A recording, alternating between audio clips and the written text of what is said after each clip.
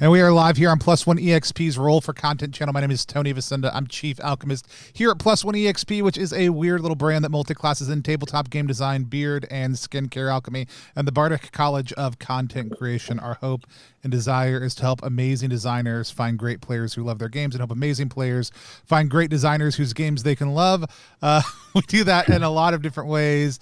And Skyzor, one of them is not using music to eat your soul. So it's usually sitting down with a designer to do something around their game.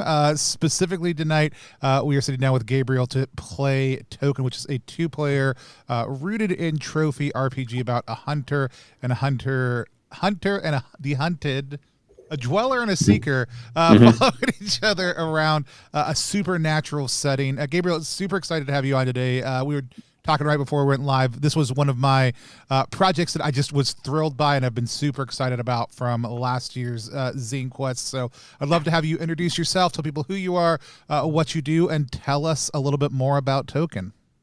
Yeah, thanks so much for having me. So yeah, I'm Gabriel. I'm a newer game designer. This is a game that's rooted in trophy, and that's kind of where I got started writing for RPGs through the gauntlet, through the sort of crowdsourcing little entries for the trophy role-playing game. Wrote for all 3 books, and that kind of took off. I did my first game called Candlelight for Zine Quest 2, I guess. It's like a little copy here, which was kind of reverse trophy dark, where you play as ghosts escaping a haunted forest. And then last year for Zine Quest 3, I did Token, which is, like you said, a duet game about a sort of tragic hero and monster who are seeking each other out in a haunted place. But it kind of plays with who's really the hero, who's really the monster. And it's called Token because they're leaving sort of tokens and signs about their intentions, which change throughout the story, and the game ends when they finally meet. So it's kind of a folklore fairy tale inspired game. Trash also coming in with the most important questions right off the bat. Is this for sale anywhere? I believe it's for pre-order right now. If you go to ttrpg.link/TokenGame, which is right below Gabriel's face, you can go check out the backer kit, which will, or pledge manager or whatever service you're using to pre-order copy. Do you know about when those are going to be shipping out to folks? So the digital copy is out. If you're on backer kit, you can get that digital copy right away. I don't want to say a date too certainly, but I'm looking at the next couple months. Okay. So probably like late May, early June. Awesome. Make sure we get everything lined up, and shipping these days. It does come with a cool soundtrack also. And you know what? I did totally mean to ask you to send me some soundtrack stuff so we could sample it into the background. Yeah. If you do have an easy way to drop that to me, maybe we'll take a break shortly. We can sample some of that in later and give people a taste of that. But if not, that's totally okay. It is gorgeous. And I should have thought about that more intentionally. I should have too. That is probably my partner in the chat, who is a songwriter, a music producer. And that was part of one of my stretch goals for the Kickstarter. She's writing a soundtrack. We've got sort of three ballads that are original, that are written for the game, and then there's going to be sort of atmospheric instrumental soundtracks too. Awesome. That tie in with the theme. Yeah.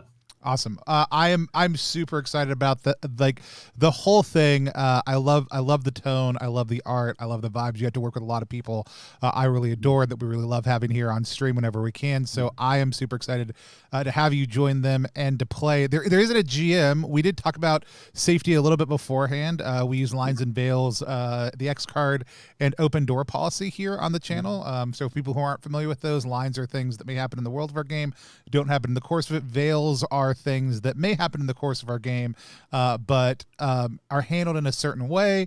And then the X card is the ability for any of us to say X, type X, to pause things, identify what the issue is, and move forward in a different direction. Sometimes we'll update a line or a veil because of that. Other times we won't. Then the open door is really just our way of saying, like, hey, we're real human beings. So if a kid walks up and needs to talk to me, hopefully one of my own children, and not just some random child who's come to my house, but whatever they need. Or if we eat or drink or do any of the normal human things, that's real. If you need to do those things while you're watching, you should do them. We certainly will also here on stream. But there's not a GM. We set up a line, as we always do on channel, against sexual violence or heavy sexuality in general, and then a veil on on torture. Mhm. And I think we talked about like super intimate romance stuff just from a role playing standpoint with Sure. two people, Mhm. too. But anything else that comes up we can navigate and play? But is there anything else you want to add to Mhm. those? No, Awesome. I'm good. And Yep. with a 2-player game, lots of times you'll see us just talk to each other like normal Yeah. human beings about what we want to do, especially, which is the best safety tool. The other ones just are great at getting us to a point where that feels easy to Right. do the first time you sit down and play with somebody. So, we haven't done any prep because it's a 2-player Yep. GMless game. But I'm going to kind of hand things over to you, just kind of Mhm. walk us through setup. I'm going to follow your lead and let you get us started. Yeah, so we have an amazing character keeper here from Ben Doucette, who's done. We were talking earlier, other character keepers through Google Sheets, but he's just like a wizard with those, which makes everything very cool little drop down menus. I guess the first question would be, and I'm up for either rolling all this or just kind of talking it out. But do you feel like playing the seeker, who's like the hero, or the dweller, who's the monster? I don't have a preference. And I don't think that either one is particularly easier to play. Yeah, I'll be the horrible creature that lives wherever, who may not just be as horrible as we think. yeah, sounds good. I'll be Uh, that's called the dweller for the people. dweller, yeah, yeah. So the concept is that there's the monster or whatever it really is who dwells in the center of this. I'm calling it the forest, but we may decide that the landscape's a little different. And the seeker is the sort of ill-fated hero who goes in there seeking them. Of course, they start seeking each other out as they go. So we have drop-down options for. It's pretty much like Trophy. You have a couple fictional tags that give you skills. So we each have a past that we get to choose, which gives us a skill, and then three. For me, as the seeker, it's identities, and for you as the dweller, it was forms. So it's a bit more literal, monstrous, powerful features that give you skills. Awesome. I am. Why don't we, rather than just kind of doing these while everybody sits here listen, why don't we Yeah, walk through the seeker and then we can walk through the dweller together, or we can go back and forth either way. But let's walk through it so people can kind of get a sense of yeah, what it looks like in action. And I am yeah. actually going to open up another copy of this so that I can have it a different level of resolution than what's on screens for my horrible, horrible eyeballs. So I'm going to be in there Yeah. twice. Oh, um, good. awesome. So, do you want to kind of walk us through setting up at least the first little bit of the seeker? Yeah. So let's see. I'm just going to go through this at random and just pick something. So, and I've not used this for for a minute. Oh, so past. Um, these are all things that haunt me as the hero or the human seeking this monster for some reason. So the question is really what haunts me. There's things like, again, as with Trophy, there's that darker, tragic, but beautiful tone. So these are all bad things in my past. Things like ill fortune giving me a skill in premonition, or betrayed promises giving me a skill in insight. Um, I think just for fun, that's kind of my type of character. I'm going to go with forbidden sorcery, giving me a Nice. skill in recklessness. Um, I don't know what that means yet, but I think I was a dabbler in magic that I shouldn't have somehow. Love it. Do we want Awesome. to go like back and forth? Let's do back and forth a little bit. Cool. I just realized I've shown a bunch of different things. Uh, these are some of the things right now. I was just looking through the book at some of the different dweller pasts. Mhm. I could roll randomly. Always a fan of that too. Let's roll randomly and see what we get, and just reserve the right to be like, nah, Yeah, yeah. I like this other thing better. All right. So, past I got a 4. So disenchanted priest. Um, that's my vibe. That's fine. That's good. Mhm. That's a good random roll. Sure.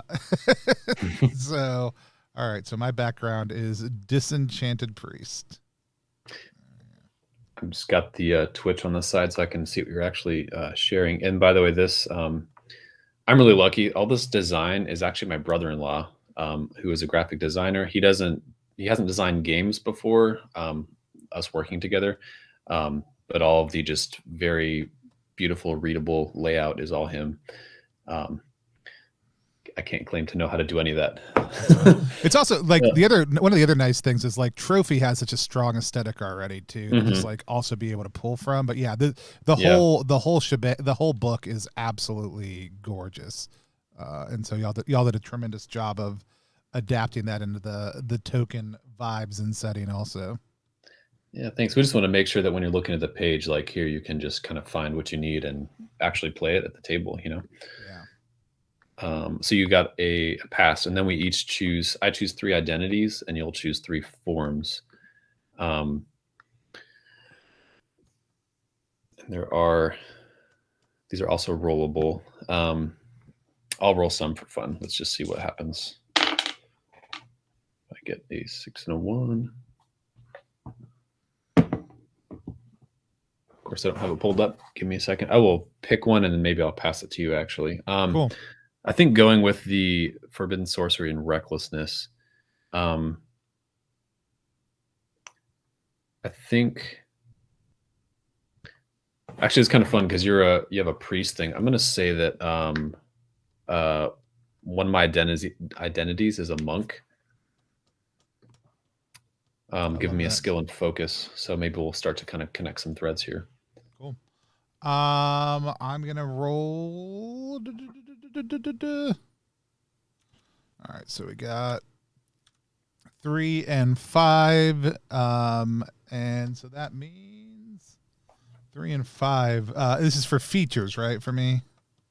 Yes. So I've got singing. Ooh, that's cool because you already were a priest, right? Yeah. There's this sort of disenchanted priest singing. All right.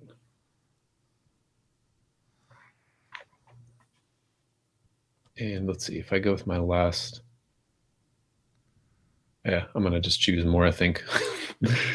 So I'm a monk with a background in focus. I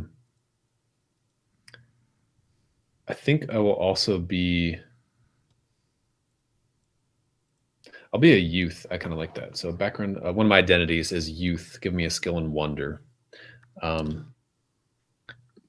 love that. Maybe I was a younger apprentice. And again, as with Trophy, all of these fictional tags for skills are very much up for interpretation when we're rolling dice. I don't know how wonder will help me yet, but it'll be interesting.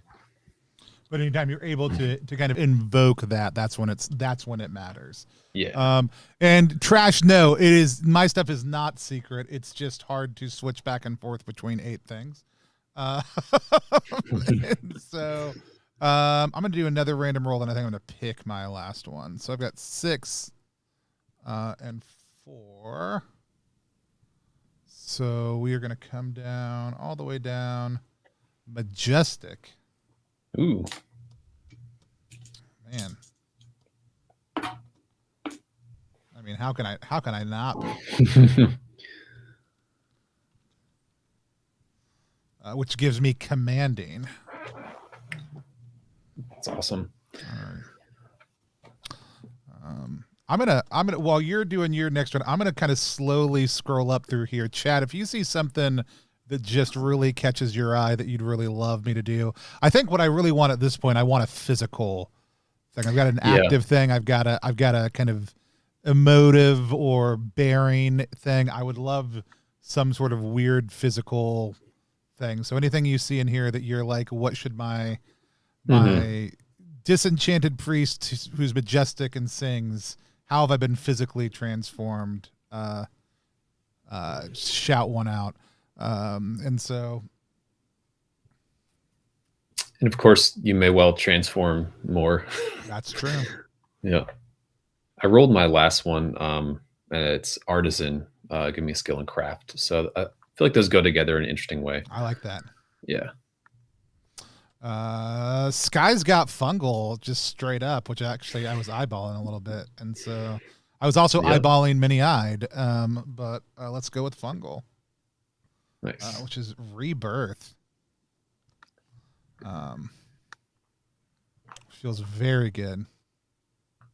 I know that some folks may have seen this. We are going to be giving away a copy of this game. Mm-hmm. I'm going to go ahead real quick and open that giveaway.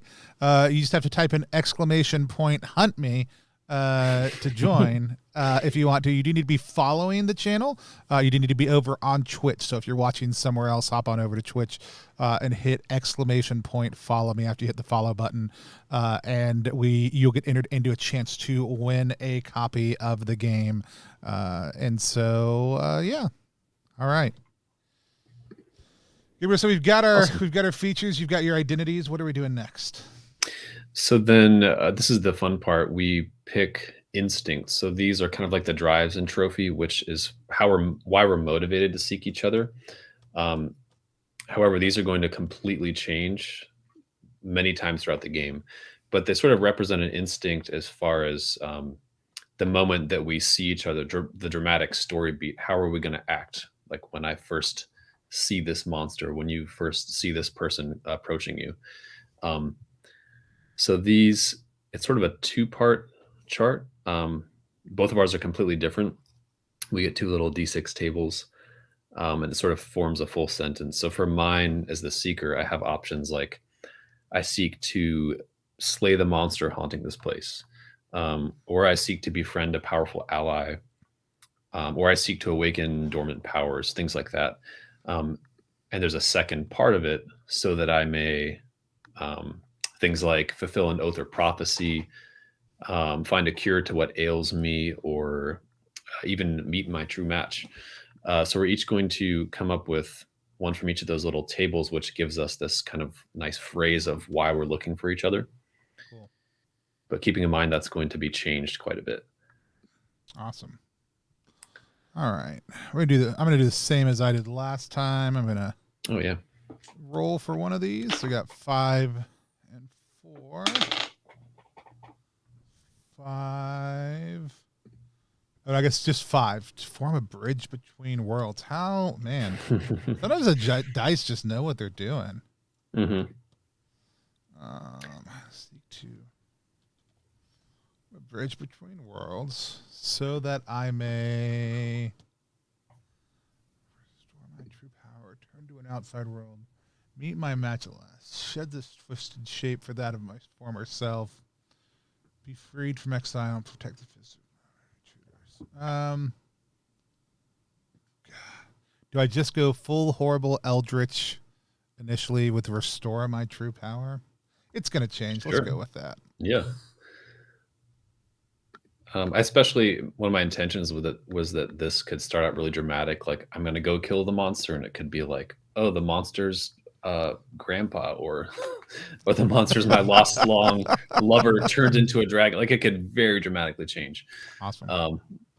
I rolled randomly in this, and I got I seek to awaken dormant powers to fulfill an oath or prophecy, which kind of seems to go with everything else pretty great. Awesome. So then the last thing that we pick, I don't know, these are another pair of phrases that are secret. I haven't really played around too much with if we want those to be known to each other or if we want to fully wait to reveal them later.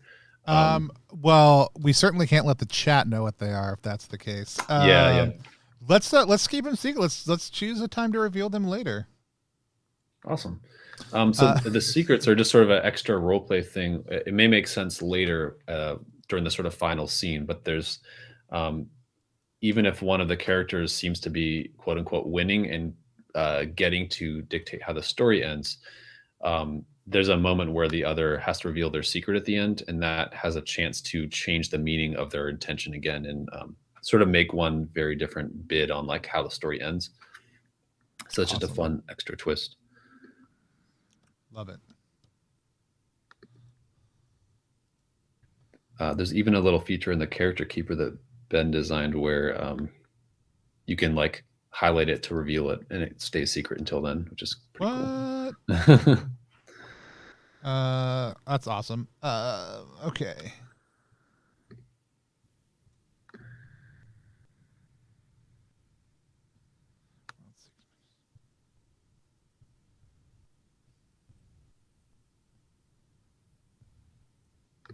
Okay, cool. I guess that's also useful for yourself. You can So click I it to have see it. selected it. I gotcha. I gotcha. I just can't see it.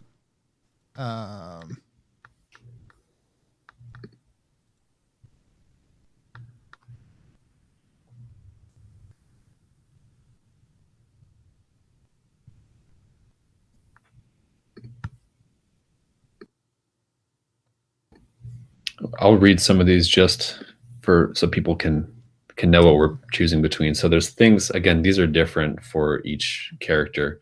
But there are things like, as the seeker, deep in your heart, you know that the elders prophesized you would end the other, or that you are connected by a powerful artifact, or that the world seeks vengeance upon the other. And therefore, it gives you another little list of things such as only one of you may live, um, neither one of you may harm the other, or you're doomed without the aid of the other. There are all these little twists that they're kind of role playing prompts too. That's what your character secretly knows that the other doesn't yet. Awesome. I love it. If you are just joining us, because I know we had a couple of people log on, we are playing Token, which is a 2-player GMless, or Gabriel, you said beforehand, it's more like it's 2GM Pretty much. RPG, and it's rooted in Trophy. If you have not yet, you can hit !hunt me to get entered into a chance to win a copy of your very own. But you can also go to ttrpg.link /TokenGame to pre-order a copy. Digital's available now, and then the print version will be out in a couple of months. Awesome. All right, so I've got mine selected. Yeah, then we really just, I guess, pick names. There are a couple other things down here on the sheet. We each have a list of charms, which are sort of like the rituals and trophy. We don't have to choose them. We just have access to that list of powers and abilities. They're risky to use, but you can use any of them in theory. Awesome. Do we want to like recap what we have? We can, absolutely. Yeah. So it's gonna, let's see, I will say that, I'll say my character's name is Cassian. And I haven't thought about my appearance yet. I think one of my identities is a youth. So I think I'm like a scrappy youth who dabbled in forbidden sorcery, who is as or you was do. a monk. As you do. I mean, you're missing out otherwise. Had a background as a monk, as a youth, and was some sort of artisan. My instincts is that I seek to awaken dormant powers to fulfill an oath or prophecy. I'm still putting that together. I think that maybe I have like either run away from a monastery or some sort of training that was incomplete as I stumbled into dangerous powers. And I'm seeking out whoever you are, because I think that's what the answer is. Awesome. I am playing as Shamey. Pronouns are he, it. Sure. And I am a disenchanted priest, so I think I am I was a very high, very well known, like esoteric religious figure who lost confidence, like had a crisis of faith, lost confidence in my gods, and has gone to the forest to try to reclaim the powers that they once gave me. I think I'm often like, people hear me more often than they see me. There's this kind of deep droning chant that comes out of the forest. But when people do kind of catch sight of me, I'm lumpin, misshapen, and much taller than anybody seems to remember. And yeah, I want to form a bridge between two worlds to reclaim my true power. Sometimes you got to do that. It's amazing. Yeah, so I guess we've been talking about the forest. That's sort of the assumption, the default setting, but we get to sort of choose that next. And we can roll for it. We can just look at the list and choose. We basically start out with a general environment and some of the features. And then as our characters explore, we'll be kind of either rolling or making up what the next location in front of us is. Yeah. Let me scroll down a little bit. We'll get we can let chat speak into the forest a little bit. Yeah. And so actually we'll do this. Chat, give me a number between 1 and 6. First one we see, chat, it's gonna matter. The second one we see is also gonna matter. And so we've got 3 from Trash, a deep river winding through a maze of boulders. And then we've got 2 from Sky, and that's going to be it's barren, littered with the bones of the lost. It's a good starting environment. I'm picturing this as like very large in scale. So maybe this river is almost like a canyon in places. Maybe there's broken bridges, just huge pillars of rock. And other people have tried to cross it and failed.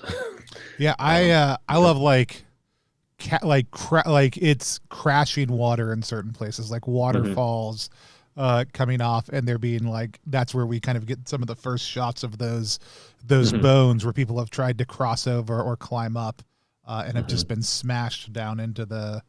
I also kind of have I'm really interested in like weird obscure monasteries, like Skellig Island off of Ireland, where they cut these stones into the side of the rock, and there's these, or I forget where else, but there's strange places where they built a little like one cell monastery in the top of this mountain or this cliffside that's almost inaccessible.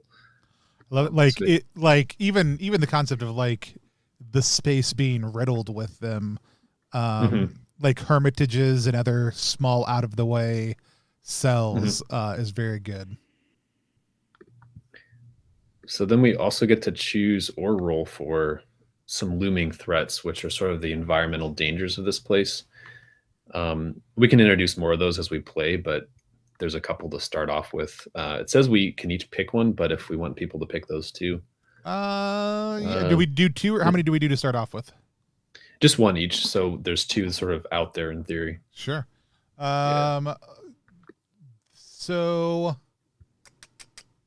let's see. We've got rot, woodcutters, bone beetle swarm. Ooh. Or if there's things that, if none of these quite fit, we can kind of customize it too. Like, I feel like the rot could be interesting with your fungal background. I like the rot has good. I think Weary Bones also has fun, given the fact that a lot of people have died here. Yeah, that works. Let's do those. Awesome. So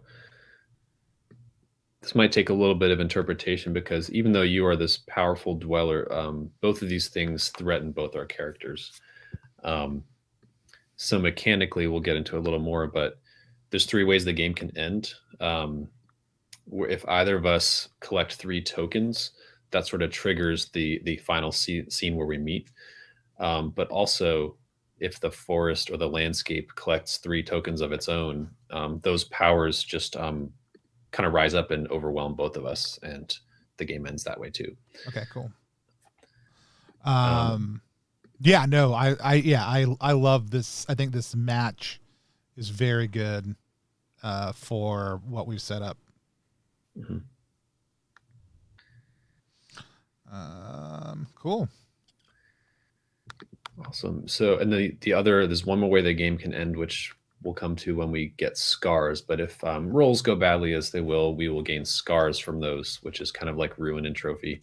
If either character gets to 3 scars, they also will just die, and the story will end there before they got to meet. So it's kind of a tension between achieving our goals, keeping those threats away, and trying to survive on our own. Cool. Yeah. If you are just joining us, we're playing Token. Also, if you are watching on Twitch, you can hit, and you're following us on Twitch, you can exclamation point hunt me and to get entered into a chance to win a copy. But we just kind of finished setting up our forest and our characters. Anything else we need to do before we enter into play? No, I think we can pretty much jump right in from there. Cool. All right. So, so the seeker starts first. I'm the one, casting is the one entering this landscape, looking for, make sure I get the name for Shamey. Yeah. And I'm picturing, so again, we have a whole landscape generator down here, but essentially every time it's our turn, we're sort of going to start out by describing the landscape where we are. This is very free form. Again, if we're both sort of the GMs, we're going to describe it, ask each other questions about it. But I'm thinking, do you think like I need to cross this river to find you? Or I don't know, I'm trying to put together the rot and the sort of river and the rocks and everything a little bit. I mean, I like the idea. Maybe it's less about crossing over, but I love the idea of, maybe you mentioned canyon, I mentioned like cascading water. I love the idea of having to go up or go down to get into this place. I think think both are valid, but I like the idea of there being a descent or an ascent to access the space. That's, yeah, let's go with ascent. I like that too, because it's sort of got this, we were talking in the background about like you know, hidden monasteries in weird places, and how maybe you've kind of ascended, you've gone up somewhere and your voice is carrying out from there. But I think I am starting out maybe at the, you know, maybe this river opens up into a larger lake or something, but I'm trying to find a path upwards through all these rocks. Maybe like little waterfalls in places. Let me just make sure I'm not overlooking anything. There's a lot of random generators and questions we can ask each other for prompts at any time. Okay. But essentially, the first of the roles that I would make, this is kind of like the hunt roll and trophy, but for looking for you or reflecting on kind of why I'm looking for you, it's called the reflection roll. This is how I can sort of come across tokens or clues about you or where you are. Let's make sure I got this right. There is a little... People are going to know because I put it up on the screen next to you. Oh, I need to look at that too. Sweet. So everyone will be ahead of me. My own game. So I get 1 light dice for searching, I believe. Give me a second here. Is that right? Add a light die for seeking the other or reflecting on your instinct. And then you choose one of the following. You either add a light die for using a relevant skill, or add a dark die if invoking a scar or charm. Yeah. So, yeah, and searching for you, I'm thinking about, you know, casting is thinking about how Shamey, you know, I'm thinking maybe there's got to be a connection with this monastery, even loosely. Maybe it's more mythical for me that you left for some reason. You have some sort of powers. This is a scary, unfamiliar landscape, and somewhere up there, maybe across all these waterfalls, you know, Shamey is holding forth with these awakened fungal powers, and I don't know what those are, but I'm looking for signs of that in the environment. So I get 1 light dice. And I think starting out, I'm going to use my power of wonder, because I think this is still this, like, I don't really know the ways of the world, but I've encountered these powers, and I'm just curious, and maybe this is something I'm very just inspired by right now. Cool. So 2 light dice, and the highest is a 2. Starting off right.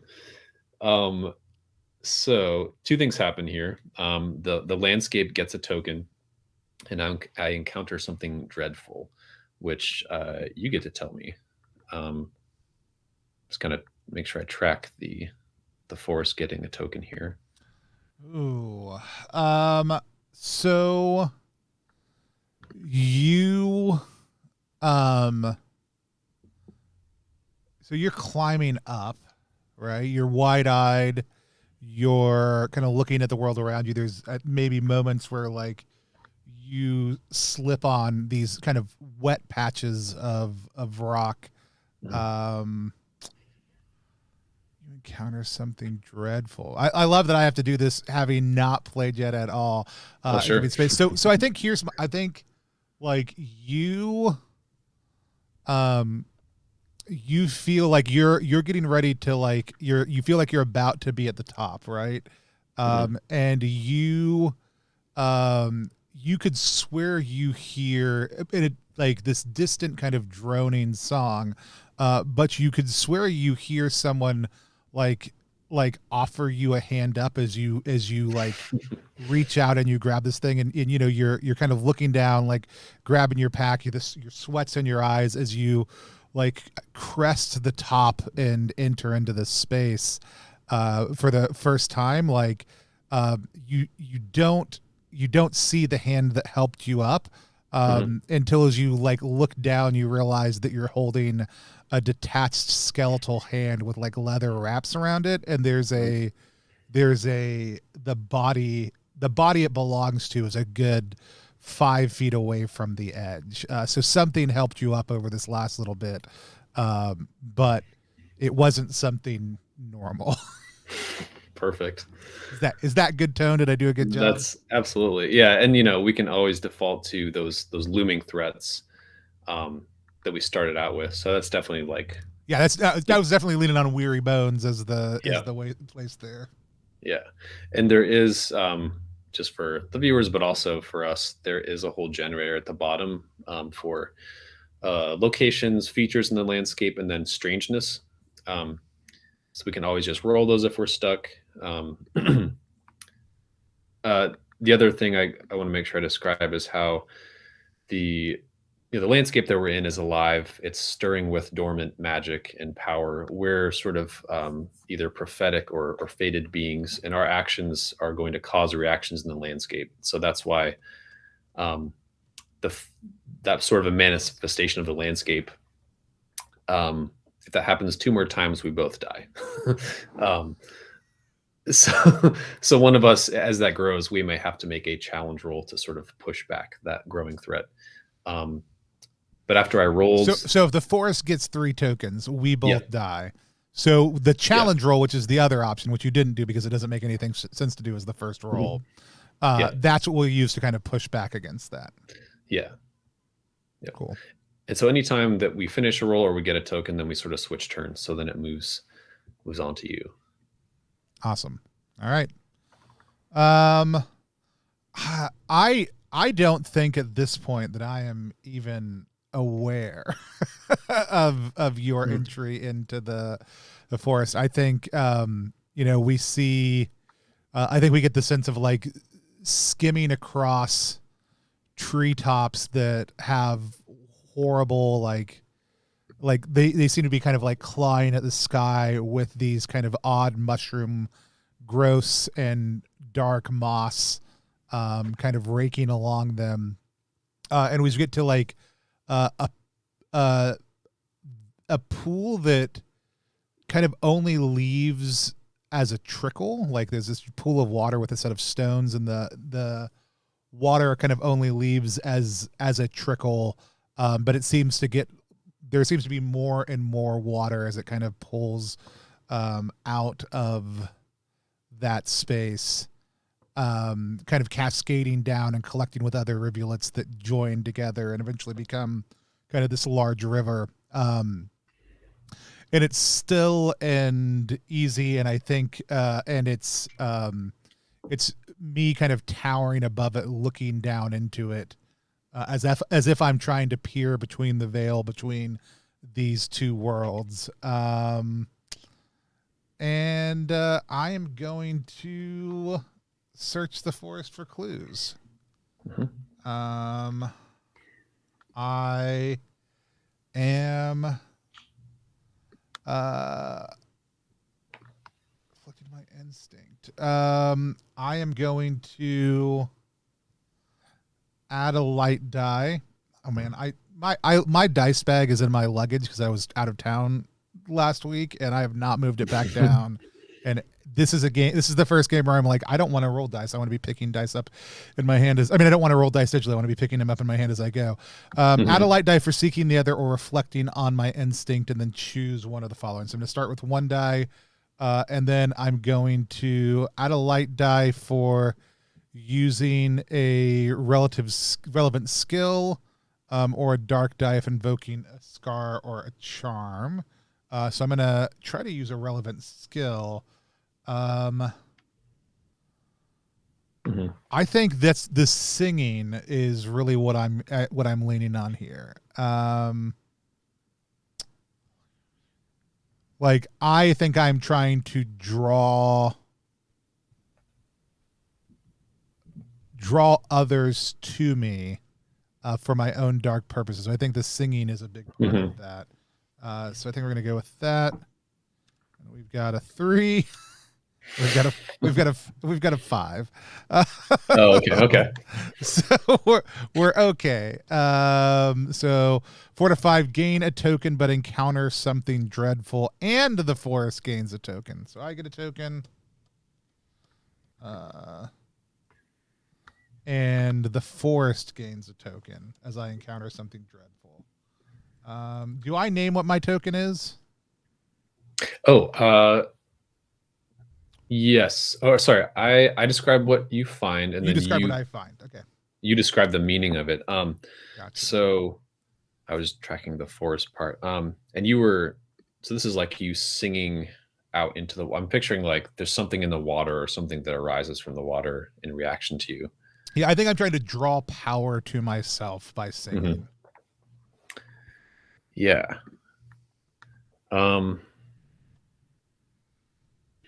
I think that something starts to float across the water, and at first it looks like it's a string of, maybe it's like some floating fruits or pieces of plant or algae or something. But as it floats up all the way, you see it's actually a small chain of prayer beads. They're actually like lotus beads that have been either lost or cast into the river at some point. What feature, is there any other detail about these that is connected to your background, like as a priest? I mean, style of their design or any memory connected to that? Maybe this is an uncommon style to find anymore. Like, maybe when I was starting, like, these were kind of dime a dozen, like very common, very popular style of prayer bead. But it's been decades, almost seeming like a lifetime since then. And this particular make is very uncommon to find anymore. I think that maybe even like the tree that these seeds are from, or a fruit or whatever, has died out or is more rare with the rot. I love that. But maybe I think what's strange about it is, I take back if I said that they were old. I think what's strange about it is that this is like a more newly made, little rosary or set of prayer beads. Maybe in the style that like an initiate or, a younger member of the congregation would carry. I love that. I'm keeping it loose. I'm not defaulting to Christianity or anything with this, but yeah. Yeah, but I love a new strand of prayer beads from a plant that has been long dead is very good. Excellent. So when you gain a token, this changes your instinct in some way, and this is very open to interpretation. You could change a single word. You could change the whole thing. Oh, interesting. This is the most free form part of it, I guess. So my current instinct is I seek to form a bridge between worlds to restore my true power. I seek to form a bridge between. Let's change it between worlds to across time. Oh, cool. Based on those new old beads. I love that. That's awesome. And then the forest now has 2 tokens. Yeah. Let's see. I mean, I described the token. I was picturing, again, that's representing the landscape reacting both to my entering the play, landscape, and you singing. Are there any other signs? I guess I'm curious what like shame you would notice. Being the dweller here, how do you notice the forest like reacting in a way that's threatening to you? Or I can just make that up too. No, I think I mean, we could easily like mirror, right? So as I reach down to like pull these beads up, right? Like we could have a hand erupt out cool. to grab my wrist. Oh, and try perfect. to pull me down, like one pulling you up and the other one like trying to pull me down into the water. That's great. I mean, then both of us have encountered the restless dead here. It sounds like there's so many of them too that even though you're sort of imposing and powerful, if the river is full of them, they could be trying to pull you in too. Yeah. I think actually what may be most disturbing is that the river is a place I would expect these still ponds have not necessarily been a place they've ever disturbed before. Like it is a sign of it's not just, like I'm used to dead bodies trying to pull me into the river. That's that's a Tuesday. Sure. Yeah. But not here and in this space. Okay.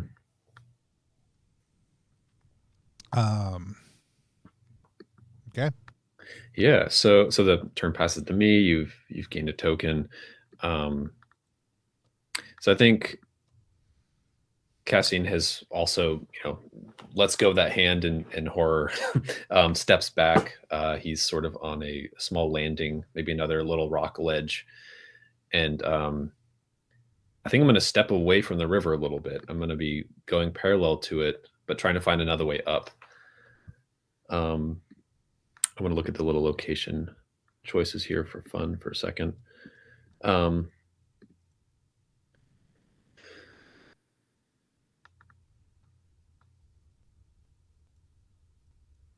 think I'm going to say that the next area I'm going into are sort of ruins. Again, earlier we were kind of talking about themes of like old monasteries and lost places. Maybe as I kind of step away, I find some either an old like cobblestone path or places where stones have been set or even steps carved into the rock. And let's see here. Just to ask you to help me collaborate, how I think this used to be a path, maybe even like a path of pilgrimage or exploration or trade or something, but how's the rot changed it?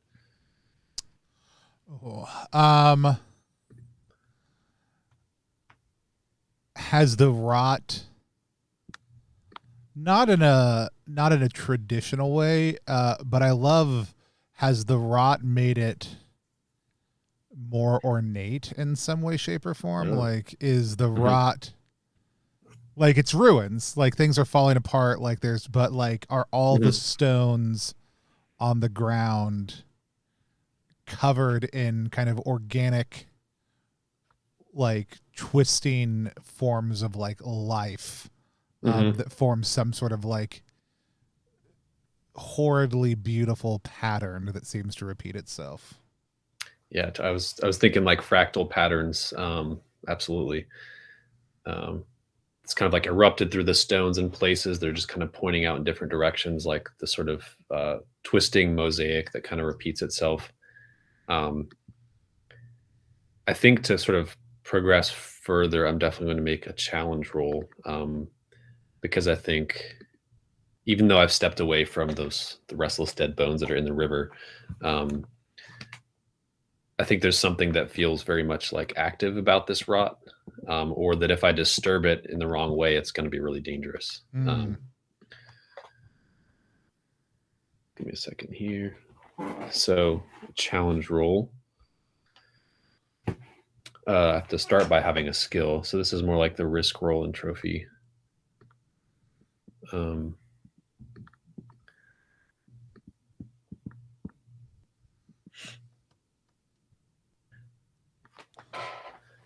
was thinking of either using, there's a few that could work. I think I'd like to use craft here, to maybe try to look for other, like, maybe there's dried out trees further away that the rot hasn't claimed, and sort of try to either like use some like vines to make makeshift ropes, or toss like pieces of wood over these pieces of the rot to like make a makeshift pathway. Cool. To see if I can do that. So that gives me 1 light dice, and then I can add a dark dice if I'm invoking a charm. I don't have any scars yet. I don't know if we've established if this is risking my body or mind 100%. But I think I'm going to add a dark dice anyway and try to use one of these charms for fun. Okay. Let's see. Maybe what I'm going to attempt to do is to use Sprout, to sort of counteract the rot. So I think if I found like dried roots and branches, I'm going to try to cause them to like grow a little bit. So I have maybe a less toxic, like little bridge or pathway to walk along. I like that. Like some living organic matter. Okay. So yeah, 1 light and 1 dark. So that is a 4 on the dark dice. This one, it's a little different. It's only so 4 to 5. It's a success with a complication. So I remove one of the tokens from the forest, so it sort of recoils a little bit. I describe the success. You describe the complication. And in this game, if the dark dice rolls a 6, you gain a scar. Okay. So I'm so far safe. I think this is the success just looks like I have managed to bring the sort of dormant or dried up roots and branches to life just enough to where they kind of take root over some of that rot. And I have maybe they were more brittle before, but I have at least more of a firm surface to try to step across some of this a little better. But there's a complication somehow. Yeah. I think the complication is you do this and you're able to make it across, but I think in doing so, like this particular rot that seemed to have a little bit more of an intent, like follows you across the bridge to the safe space you were going. As if it is pursuing you, but if nothing else, it's erupting more deeply out into the forest. Mm-hmm. That's awesome. It's in the same way that I managed to compel these other dead things to sort of sprout and grow. The rot is now even more active in that way. Awesome. Then it goes back to you. Just one other thing to kind of point out that we have the option of, there are all these key questions. They're just role-playing prompts if you see any of those that look interesting, but they're opportunities to sort of ask each other things like, to the seeker, what led you to this life of dangerous quests, or what destructive part of yourself do you suppress? Just sort of prompts about the interior of that character a little bit, if anything gives you that idea. And are those usually like, is just from a intent standpoint, is that like when we're building complications, as we're exploring things, as we're kind of building out, okay, I have an idea about what I want to do, but I want to just drive it home for this character a little bit more. Can you tell me, is that kind of the intent? Yeah, or like with the complications, Right. if something is echoing or maybe prompting more backstory. Cool. Yeah.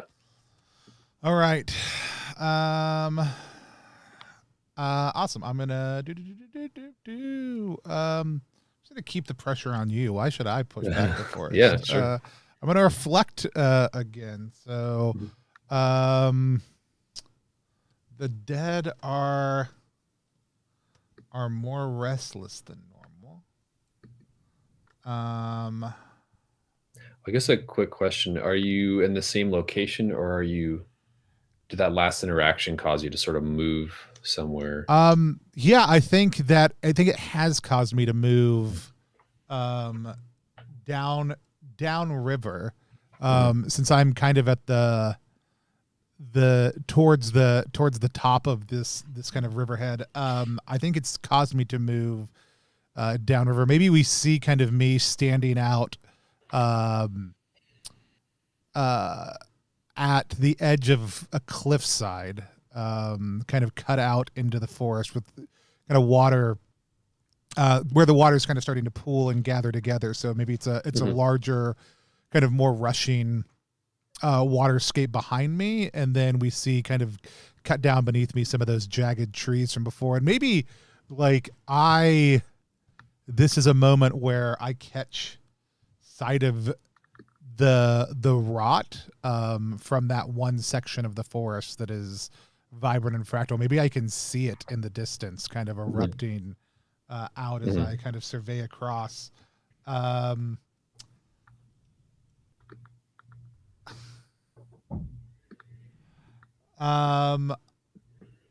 am actually gonna.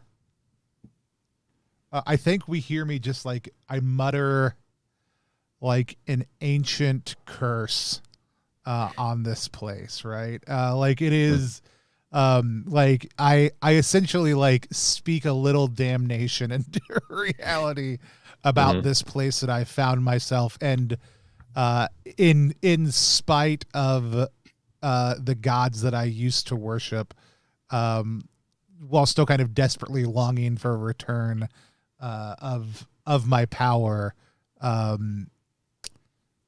I think that kind of within me just kind of is a signifier of, as bad as this place is, it can and will get worse. And so, yeah, I think I see that from the distance, and that's.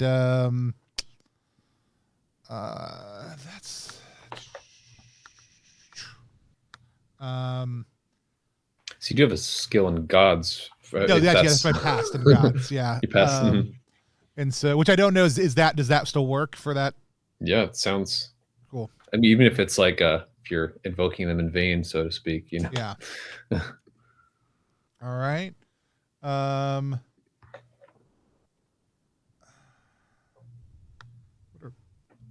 So one light die for seeking or reflecting on your instinct. Yeah. Oh, yeah, and then the other for the skill. Yep. I actually, let's see, our power is the equivalent of a charm for me. Yeah. Okay.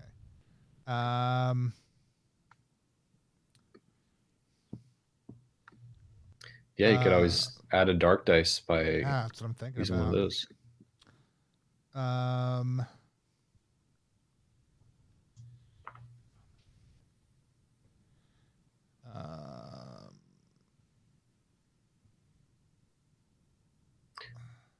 All of yours are kind of scary and destructive. Yeah. I think I'm going to warp the environment into a maze that surrounds me. Actually, what I think I'm doing, I'm going to warp the environment. I'm kind of using Labyrinth. We're using that as a jumping off point. I think I basically am like commanding the water to reshape itself so that I can easily descend down from this place. That's such a cool image. Well, the dark die was a 5. That's the good news. And so what do we get here? Same thing as last time, right? Gain a token, but encounter something dreadful, and the forest gains a token. So what token do I find? It says you're calling on the water to reshape itself. So I have an idea, but I kind of want to see what your like details to it would be. I think because you were talking about those like names of these lost gods for you or whatever. I think something that and it's also loosely the idea is that these are things that are connected to me as well. I think you find an unfinished statue, like a small idol, because Cassian has a background as an artisan. And I think that you find an unfinished idol that he'd been working on, sort of like a little statue of a saint, but the features aren't finished. It rises up out of the water. I think it's like of some kind of clay. But what features kind of remind you of one of these gods from your past? I think the figure has a gash on the back of its leg, like a very pronounced, like it's actually like out of all, like as rough and as non-detailed as the rest of this is. There's this gash in the figurine's back leg that's very obviously and intentionally placed there. There were there was a set of saints that were known for cutting the back of their leg in this way, so that the blood of renewal would follow them wherever they went. And so for me, it is a signifier of a desire, like whichever one of those saints this happens to be, it's a signifier of a desire for change and healing that I do not accept. At least not change in that form. With your sort of fungal rebirth form. Kind of curious about that too. Like, so I'll throw some of these questions away because like, how did you gain this monstrous form? Like, is there some connection there? How you became fungal? I don't think I arrived fungal in this place. I think I came to this place to become fungal. Okay. Like, I think this is a result. Like when I was stripped of my powers, like in my mind, I think there was a moment where I could have sought solace in that, right? Like I'm not somebody who does not believe in the gods anymore. I'm somebody who is angry at the gods and for taking what I view is owed to me. I think there was an opportunity in that to potentially become less of a like figurehead of a powerful individual who was a wonder worker and become more of a silent witness in the world, like these bloody-footed saints were. And there was that path that I could have gone down. And instead I chose to pursue some form of the power I had lost and came to this place instead. It's really cool that it's intentional. It's not like you started to grow these things and you No, yeah. it was you know, I think there's a level at which like I knew like the only form of power I still have at all are these songs that I sing. And I think maybe there is a way in which they react to the world around me, but it is a slow process that like I think I can basically walk this weird line here of this rod is intended to overcome and destroy, but if I can take little bits of it into myself, that I can have some form of renewal. That's really cool. So you give me that token. The forest also does, though, so we have to look at that. Let's see. At the landscape, okay. I think it'd be kind of interesting if there was some new, because when you summon the water, you're reshaping the landscape. I think it'd be kind of interesting if a new threat showed up connected to this. I love that. Like, which we could make up. Is something exposed? Like, oh yeah, like as the water is diverted, even just for a moment, is there something that is exposed in that time or wakes up in that? Oh, that's moment? cool. Yeah. We have a lot of options here, but it's if none of those really make sense. I think it'd be cool if there was something like in the if it's a riverbed or if it's something that's ruined. I wonder. So, what if like as I get to the bottom, there's like a like as I step into the kind of the wet ground, the like that there is this kind of reddish substance that kind of pools up there. I'm looking at the bloodthorn vines. Oh, cool.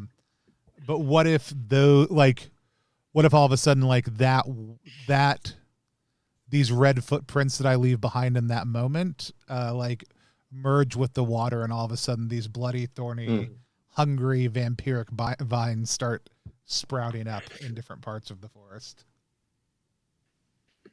Yeah, that's awesome. They could also be like in the riverbed too. They could almost be a form of like aquatic vines, or maybe they just grow rampant over whatever. Yeah. Yeah, that makes sense, because that feels like something that is a new type of threat to you as well, to both of us. Even though there's this rot everywhere, but you also have this fungal form that's unclear. Yeah, so we can add that to the list of threats here. If it will let me select it. Okay. Treasure Ramon says that they're assuming in the one of the core rules is that you can never erase a scar once you get one, to keep the game from going on forever. Is that the case? No, actually, you can erase a scar. There's another mechanic we haven't done yet called an enticement, where one character can basically either offer or ask the other for a token. And if you make sure I get it right, if you give a token, you can heal one of your own scars. If you accept a token, you have to change your instincts just like you normally would. Oh, which does remind me, I should go change my instinct. Oh yeah. It's cool too, with all this sort of like sort of religious imagery we're building, and how you like parted the waters. Yeah. And there's these bloody vines, and like the statue, the sort of bleeding saints or whatever. Form a dredge across time to restore my true power. Form a bridge across time to unlock my true power. Maybe in this moment I become more enraged at the things of the past and discard them a little bit more. Mm-hmm. So it's not just that you're trying to go back to the power you had. It's I'm trying to discover something more and better. Mm-hmm. Something you haven't claimed yet. Yeah. Cool. So again, there's these this growing threat of the landscape. I think again, it's where, I mean, Cassian to progress further is fighting it back. I think he sees this. I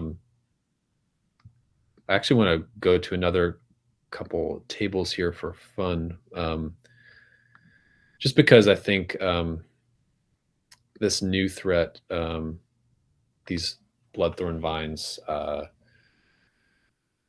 think Cassian is seeing, because this threatens both of us. I think he sees maybe further up in this landscape alongside the river. He's just kind of stepped over these fungal fractal forms, and he sees that there's other vines that are starting to almost like bleed or turn red. There's some reaction in the landscape from what just happened that's visible to him. And so both of us also have this lore generator where there are rumors we can look at for just more background of what we believe about the other, where they came from, why they're feared, or what sort of signs that they have.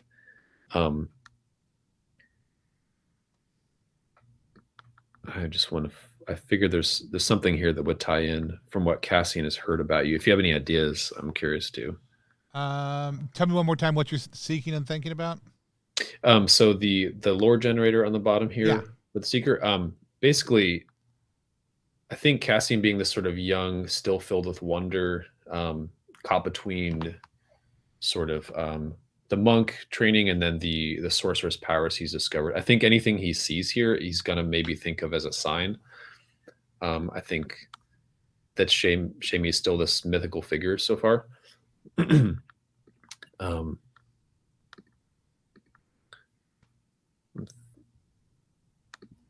Maybe it's just building on what you said about how you sought out this transformation willingly. Maybe I've heard of it as something a little more miraculous, that that you sort of completely surrendered yourself to this hungry forest, and it sort of devoured you, and you were reborn in this new form. Oh, I like that. So maybe Cassian that's what he thinks has happened, and so there's some sort of miraculous power that this person who used to be a monk or a priest has learned that maybe he can learn something about. Terrifying as that is.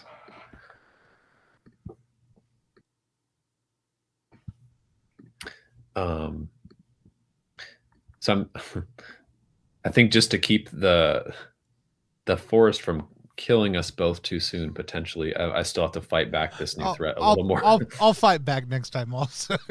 It's yeah. I think it's good though, because I think Cassian is still seeing this as like this trial he has to pass. Yeah. He's trying to find a path upward. I do like, I mean, whether we can talk about this at the end. I don't know whether it was mapped out this way or not, but it does put the dweller in the position of creating problems that the seeker has to deal with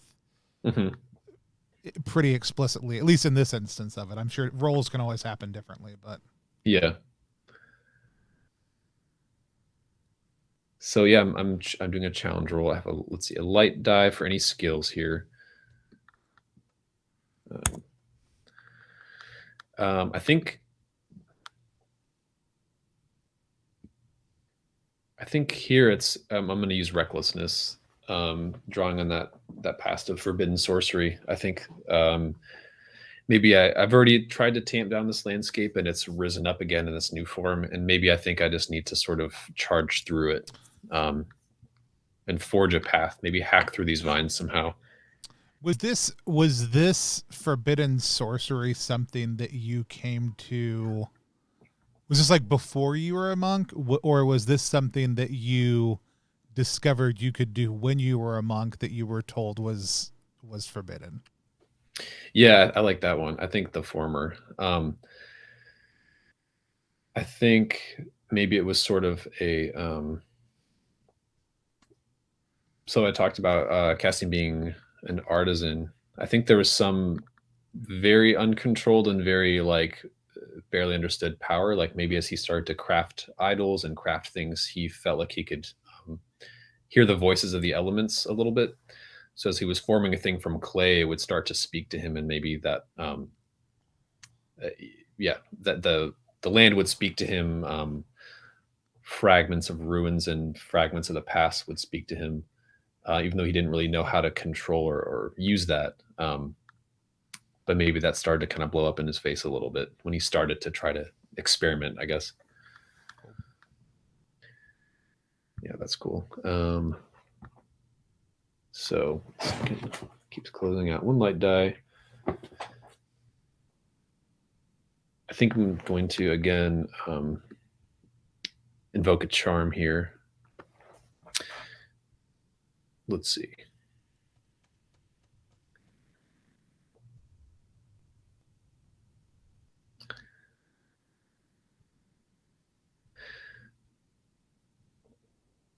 I think I'm going to use Spark, which is light a flame of courage in your heart.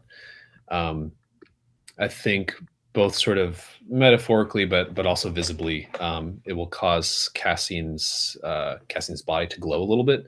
I think the sort of charm is he consumes a little bit of some sort of fire leaf or some plant, and it causes his both heart to sort of glow with courage, but also starts to generate a little bit of light and heat. And he's just going to try to charge through and clear a path and hope that drives back these vampiric thorns a little bit.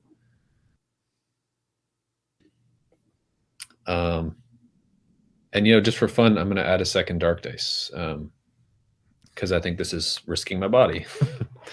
Sounds like it. I will say I've not like extensively play tested the balance of all these dice. I do feel like it's less risky, but it's also encouraging to add more dark dice. Right. So who's to say? Okay, well, I got a 5 on the dark dice is the highest. Okay. So success with the complication again. I remove a token from the forest, and you get to give me a complication. I think that the success is for the moment past these vines.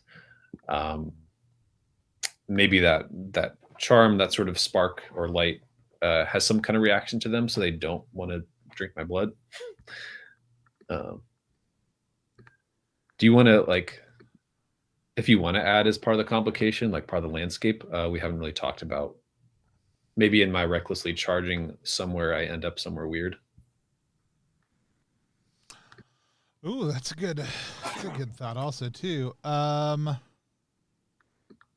Or we can use the generator. We can just look at more landscape options if we want to flesh it out.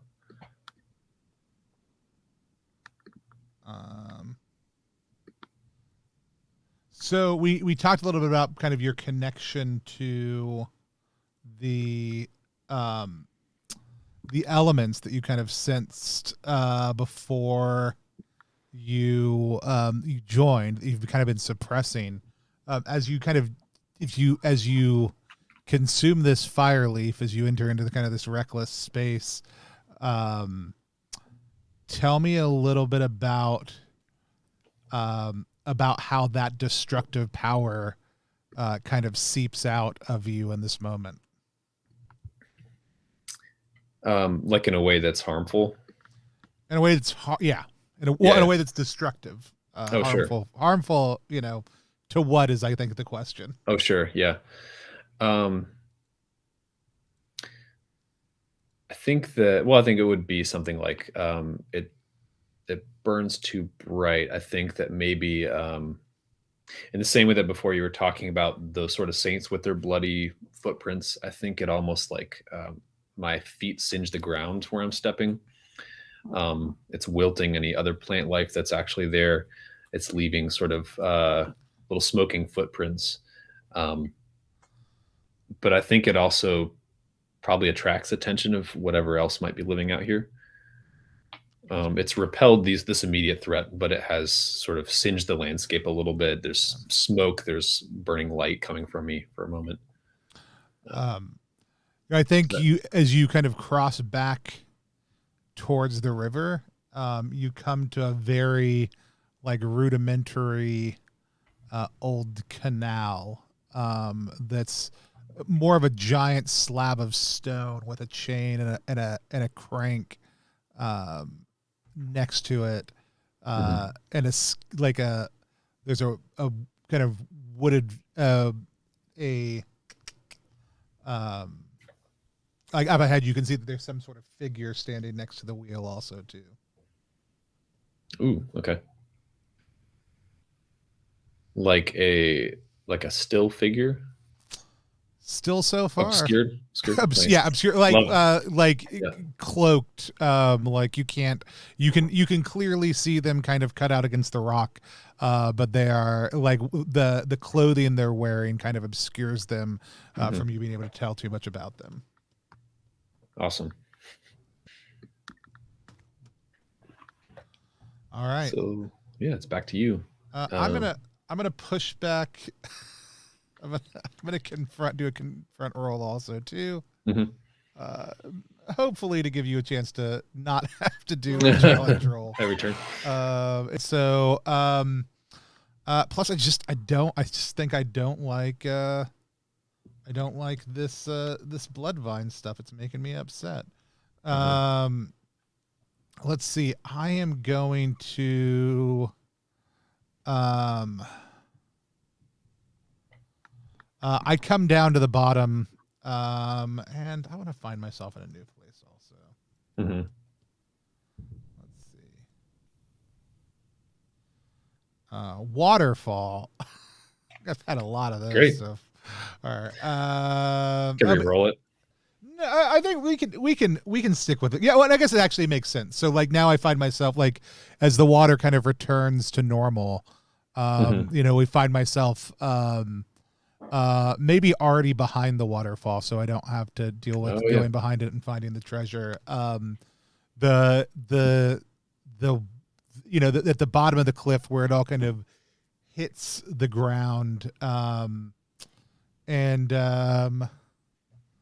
let's see. I want to face a threat directly. I'm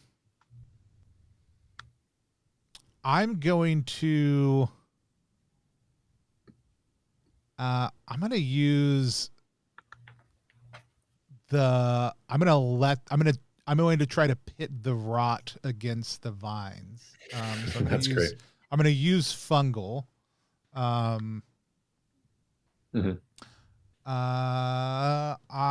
am going to use my power of.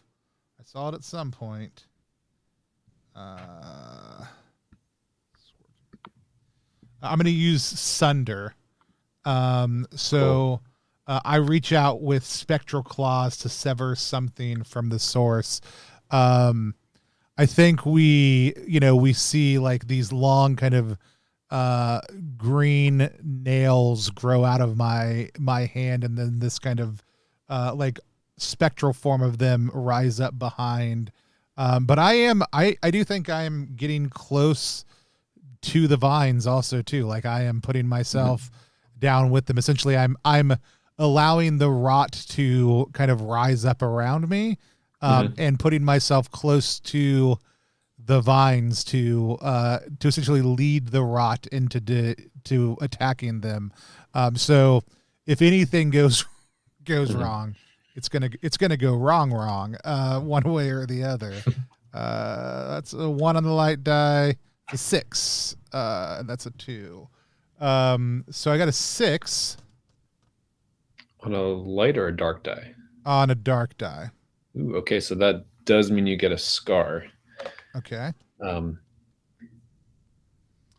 Excellent. But you succeed. So you do remove a token from the forest, and that was, I think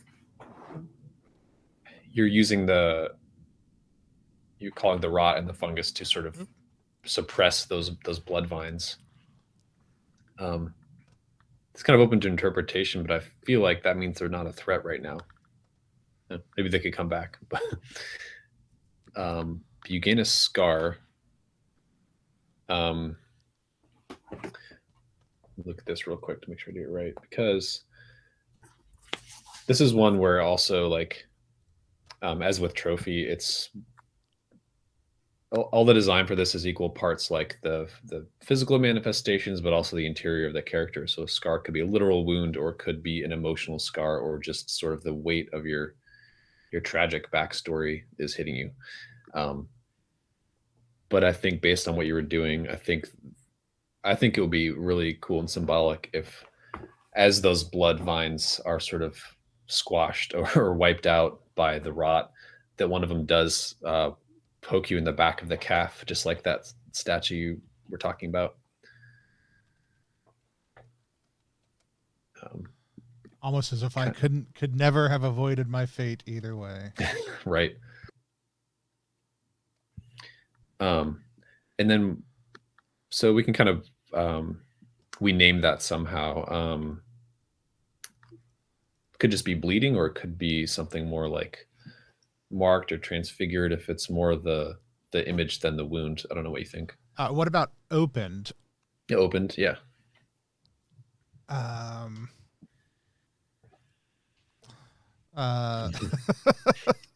Catching up with the chat too. Huge splinter. Oof. Yeah. All right.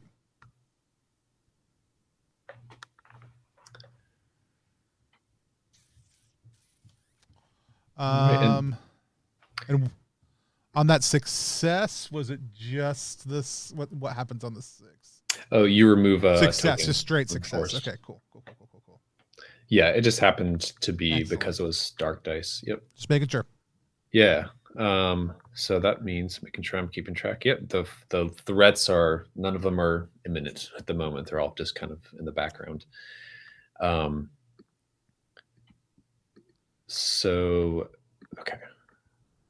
Describe one more time. Could you describe where Cassian last stumbled across? You were mentioning some of the scenery. I want to make sure I get it right. Oh yeah, you've come upon like within the river this kind of natural canal, which is largely just like it's a wheel with a chain and a giant slab of rock that seems to be holding the river back, and there is a dark form standing next to the wheel, unmoving, but looks like they are essentially manning it as well. So it's some like a dam or like a water wheel of some kind that's in place, maybe? So it's like a dam. Except for the entire dam is kind of like grooved into a rock. And it's kind of a place where if someone was insane enough to take a boat down, it would move them from one water level to the next. Usually this would be used like if somebody wanted to go upriver, right? Essentially. Right, so if somebody was making an ascent up the river, this would be a place where they could get to the higher water level safely, theoretically. That's creepy to figure. Awesome. I'm going to make a reflection roll here. So, I mean, Cassian hasn't really caught a glimpse of shame. I mean, I think with the rot everywhere and the sort of signs of the landscape, I think he's sensing like that, maybe he's getting closer. Maybe this figure is, the one that he's looking for. I think, so 1 light dice for seeking the other. And then I get to choose either add a light dice for a skill, or I can use a dark dice for a charm. I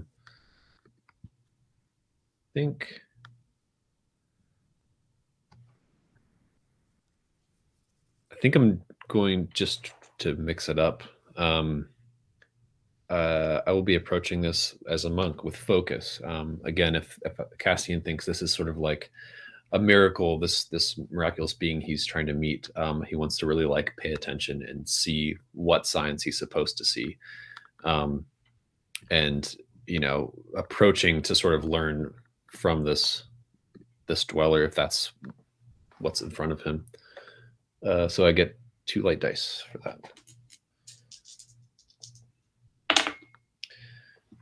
The highest is a 3. It's a challenge. You got to earn it. So the forest reacts. The landscape reacts somehow, and I encounter something dreadful again. How does this landscape in front of me react, though, or does that figure react? I'm kind of interested in that. What you said you're approaching it with focus. Tell me, what that looks like. I think maybe there's even like a simple bell or chime that the Cassian takes out that was either used as like a bell for the start of like a meditation, or to signal like a type of prayer, or to sort of like ring this chime and clear your mind. So he's sort of like ringing that intermittently as he's sort of slowly walking towards this figure.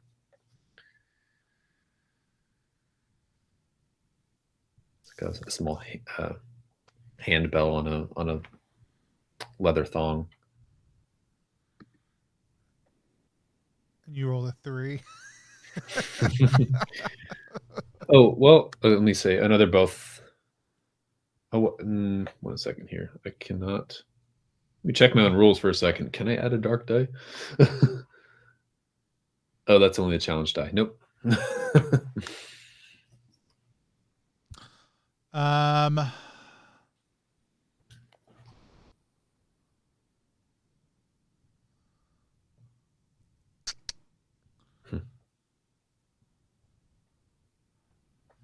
I think what you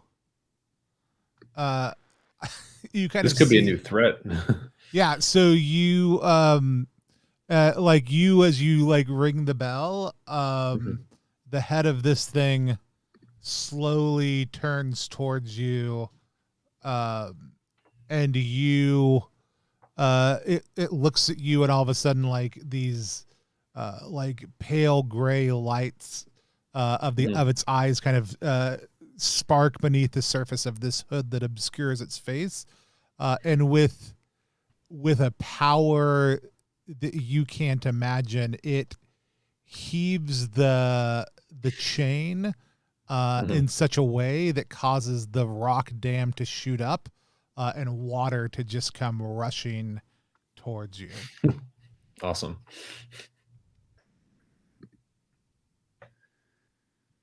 So I'm just thinking out of character for a second, and like progression of game and stuff. I'm cool to ramp it up more if we want to, as far as like bad stuff happening. I feel like if water's rushing at Cassian, that's going to either like cause some kind of harm or just toss him into a new location again. Yeah, I think it washing you like downstream, whatever that looks like, right? At this point, as you've kind of crossed back over a few times, absolutely makes sense. I kind of just want to escalate it and say that causes a scar because he's failed a couple times at this. Okay. And I'm embracing that. Sometimes that scar, and you just decide if you want to scar all of a sudden. That's what I'm choosing. I made the game. Don't ask questions. Yeah. Well, so like, yeah, and the sort of play to win but play to lose. Yeah, I think it's great. Yeah. I love the idea that you've just kind of wandered around while horrible stuff has happened, and you've just been kind of slashing back at it, but never not making a lot of headway. And as you finally think you've arrived at an important place, you're getting just knocked back down. And I did happen to roll a lake, so I think the concept of you being like, I think washed and tumbled, maybe a couple vignettes of what you see under the water actually that's terrifying, but I think what like what's your like I'd love to maybe see a memory or maybe a scene that's not even necessarily a memory, but do you have like a dream about the dweller, like a thing that you've envisioned that you see all of a sudden not coming to fruition, like in your mind? Oh yeah. Yeah, I think the vision that Cassian has had of the dweller here is this very idealistic, maybe it's a weird combination of like an illuminated manuscript where sort of an idealized or a painting of a saint with like the halo and there's sort of radiant light and all the birds are coming to land on their hand and like the plants are vibrant and everything is just sort of heaven on earth, um, combined with the weird little experiences of like hearing the elements. And so having some idealized version of how not only is this what they talk about with sort of gods and saints, but maybe I can actually hear those things in a way that others couldn't and actually meet them. So I think his vision of the dweller was very sort of transcendent, but so far in this landscape, everything is is dead, is like vampiric, is rotting. It's pretty much this hellscape. Um, and so I think it's sort of shattering those dreams a little bit. That I mean, he has heard that part about the dweller who, you know, um, either gave himself up to the land and was reborn. But I think maybe he's starting to doubt, did that actually mean he became this sort of transcendent divine being? And does that even await him? Does that exist? What if he just became a monstrous figure of the land and that's all that he's going to find here? Um, so I feel like with the scar, I'm trying to think of a good way to sum that up. Um, not jaded, but it's like I'm not thinking the word. I mean, it doesn't sound like fully broken either, but it's somewhere. It Yeah, sounds like it's somewhere between the two. yeah. Um, Brain is not thinking of the word. Jaundiced kind of comes to mind, but that doesn't seem quite strong enough either. Hmm. Um, it's almost like Yeah. without having the madcap connotation, it's almost like cracked. Yeah. Like there's a seam that has appeared, Mhm. right? And in the way that the glass kind of the two pieces of Mhm. glass meet, you can see like, oh wait, shit, no, maybe not. Mhm. In between. Yeah, I guess I was thinking like disenchanted, but I like cracked, that like the facade is cracking. Yeah, yeah. Battered could also work, both literally as you've just been washed down the river, as well as the vision that you have being kind of broken Yeah, up also. I'll go with that. And then I think, yeah, so if I'm further up downstream, maybe my back where I started, is this another sort of like lake or pond that was on the side? I feel like you've crossed over the river a couple Oh, times, like back and forth, yeah. right? So like I do think, especially within the narrative conceit, right? Like What if this is like, because you're describing that wheel, what if this is like a man-made part of the river? Like there's a dam, or maybe this is some bigger reservoir or something? I was even thinking like maybe what if you had to come up to get in here, but I do like the idea of this bigger place like having low lying areas. So Mhm. like maybe this is like I like as a quarry like a like a yeah, like a man-made dammed off like Mhm. quarry what Quarry. quarry or lake. Query. It's like quarry. I do like also. Yeah. This is the place where people are supposed like this is a place where you get washed down to Mhm. sometimes. Um cool. All right. Um huh. I Oh, actually, I want to interrupt with something for Go ahead. fun. Just again, just because Shamey is at 2 tokens. Shamey Yeah. gets a third token. That's how it ends. I think so. There's also a mechanic we haven't thrown in there called an enticement. I gotta think about it for a second, but that would be the time to try to make it. I think basically this would be a way to, I think, out of frustration and sort of having this scene we just described with that dream being shattered. I think Cassian might even try to call out at this point and be sort of like, who are you really? Asking for a sign from the dweller. And I want to just make sure I pull that up. So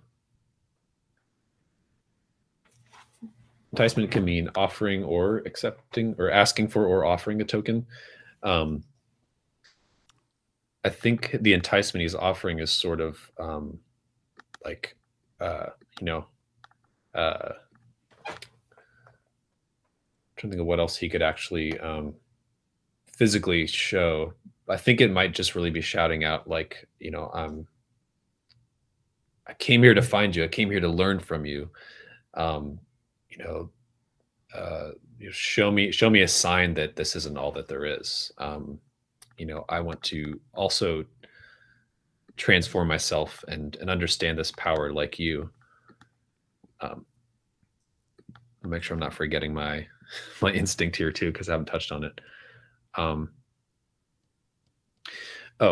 I think I would like to add, and then I don't want to take up the time of your turn, but I think that the other part of my instinct is that I seek to awaken dormant powers so that I may fulfill an oath or prophecy. I think that Cassian has a half-formed idea that he's supposed to follow in the steps of Shamey here. That maybe there's some new path being formed here of this sort of like rebirth and transcendence.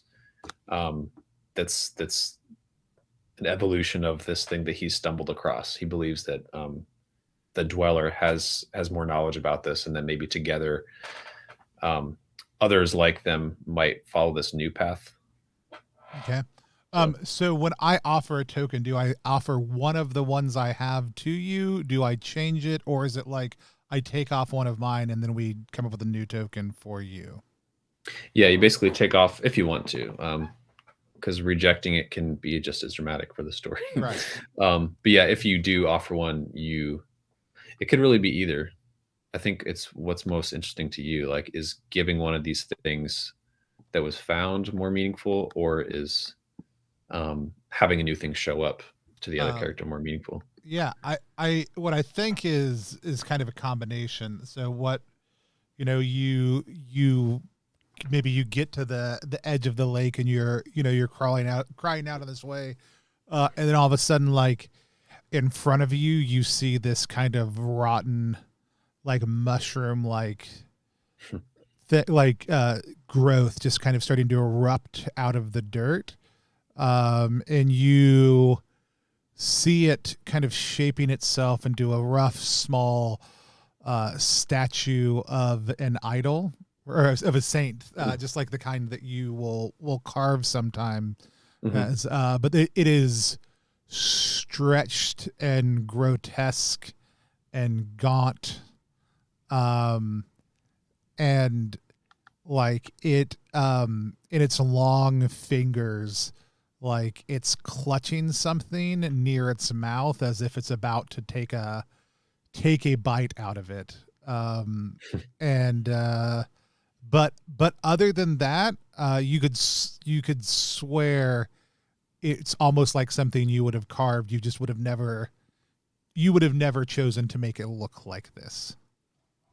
Nice. And it also just sprouted out of the ground right in front of you, right? Oh yeah. That's awesome. So mechanically, are you offering one of your tokens? Yes. Yeah. Cool. So that lets you heal a scar, right? second guessing my game constantly. Hold on. Accept offer token, heal a scar. Accept one, you change your instinct. So that will heal you of the opened scar. We can sort of interpret that however, and then by accepting the token, I change my instinct. I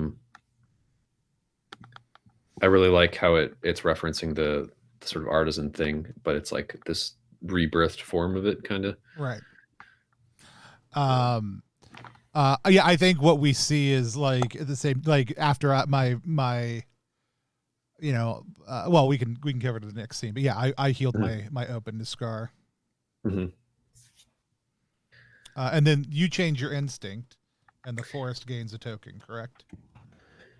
Yes, as it reacts. I mean, I think it sprouting from the ground has to be part of how it reacts. Okay, so my instinct, I think instead of awaken dormant powers, I think I'm going to change that to I seek to cultivate dormant powers.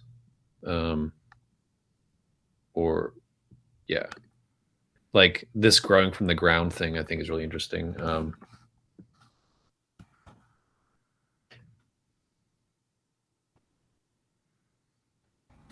just going to say, I'm going to cultivate and craft dormant powers to fulfill another prophecy. I think Cassian is trying to understand what this thing is and how it came to be still. Cool. Yeah. Awesome. Well, now the forest has 2 tokens. It's what I get for being a nice guy. Hey. So I'm going to continue to. I'm gonna challenge again the forest to try to cut that back a little bit. I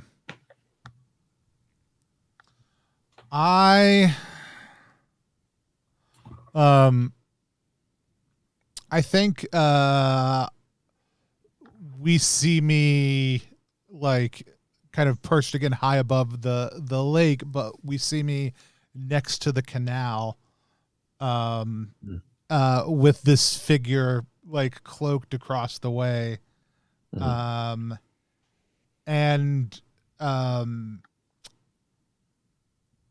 guess I should I'm going to try to punish this. Like, I can sense that the forest is restless and that something is happening, and I do not like it.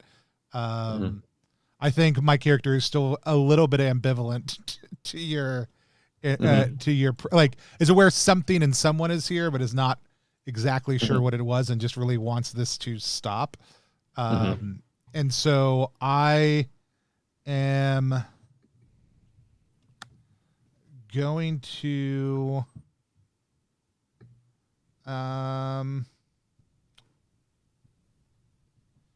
meet the gaze of a creature and turn it to stone. So I'm going to look into the cold gray eyes of these things, and I think we see this kind of sickly green pale hue in my own eyes kind of rise up as I look at it and attempt to wither it to stone. I'm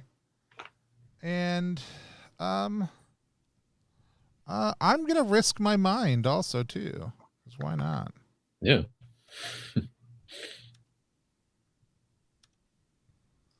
All right, we got a 5 on the die for that.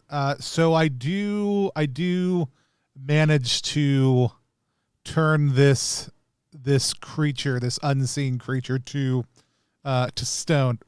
Manage to petrify it. It is successful. What goes wrong in the process? So my first thought was that it makes you, like, slows you down. It doesn't turn you to stone, but it makes you more stone-like temporarily. But I'm also kind of curious more about this statue. If this is like, if there's some recognition that happens, like, is this some being from your past or from your dreams, or I guess what I'm thinking is like yeah, it makes you more still and statuesque. Like you're slowed down, you're heavier in your form. Okay. But what sort of premonition does it give you of like what if you fail? What if you become something? What Oh if you become yeah. stuck here? Yeah, like this is I mean, a heavier, more narratively rich version of this is Jim. He used to be like me. um yeah, no, I think the um for the first time ever, like I've been abiding here for years, Hmm. slowly transforming myself and unlocking new types of power. Um, in that time, others have come and failed, and there were those who were here before me who kind of mark the landscape, like Jim, who are now in service to this place Hmm. rather than free to move around it. I think especially given like the heaviness of this, like the word fettered feels really good. Like bound, like as if I was wearing heavy chains Hmm. is I think kind of the sense that I get. Like for a moment, I am able to see what it would be like to fail and have to be bound to this place. And now Hmm. I worry that since I froze Jim in place, that this would be my job for eternity. Hmm.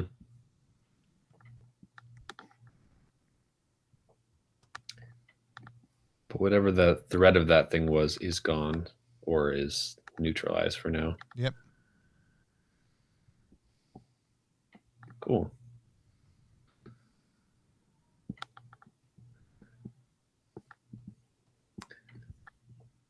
So okay. So I'm in this new. Is there anything else that you want to do? You can No, also that's it. do enticements at any point too. No, It's like I'm give good. it back. um, yeah, I think in this new like man-made sort of like this dock you were describing, or like locks reservoir or whatever. Um,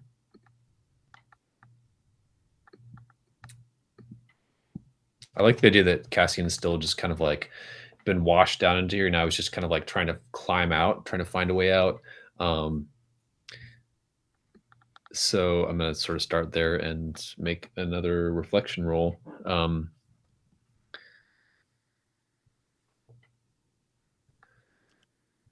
So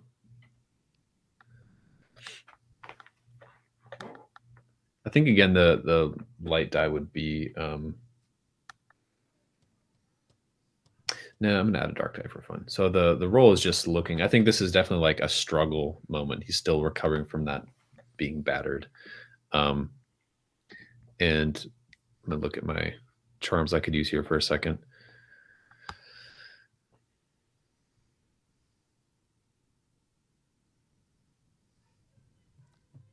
I think I'm gonna use project to try to observe a remote location in spirit form. I think casting is just getting more and more like I don't know what I thought I was seeing the dweller here, this sort of saint. It was some other weird statue. I got washed down here. I'm gonna try and just like see tap into that dream and that vision and see if I can get a better glimpse of like where he is. Um, so that's gonna be a light dice and a dark dice. While I'm still just like treading water in this well, basically. Um, so 6 on the light, 1 on the dark. So I just gained a token from it for once. um,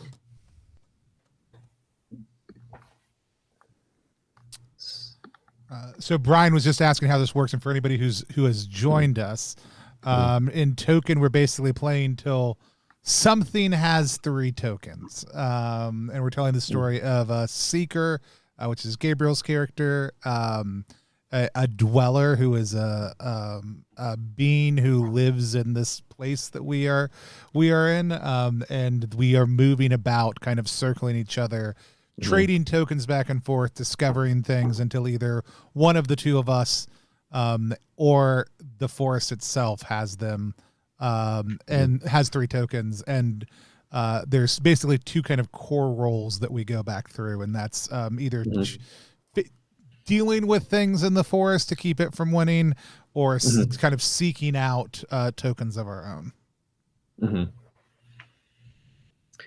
And they're all very, very symbolic. That could be a literal token we find, or it could be, in this case, it could be a vision. So it's all signs about each other that we discover on the way. And so, did you get a 6 on the light die? Oh yeah, sorry, I got a 6 on the light die. Must be so nice. I just get a token. Yeah, first time, probably the only time.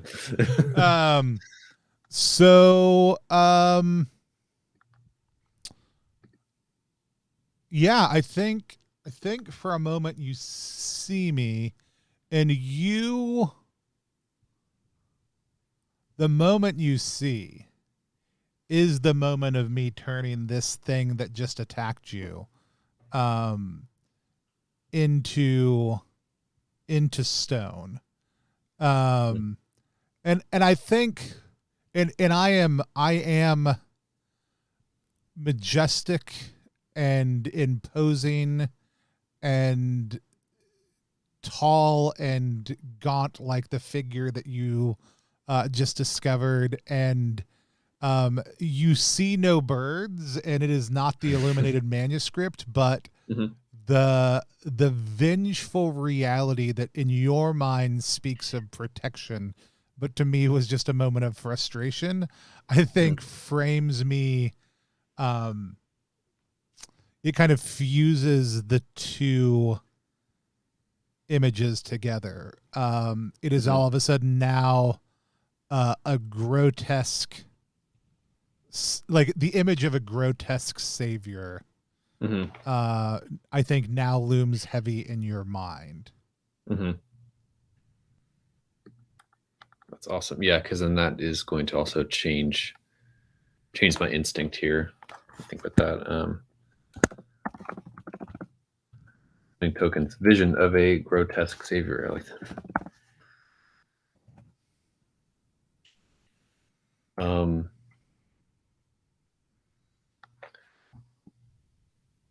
gonna check something as well real quick.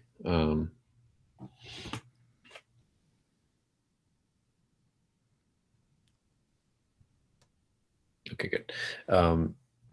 So my instinct is to cultivate and craft dormant powers to fulfill an oath or prophecy. I'm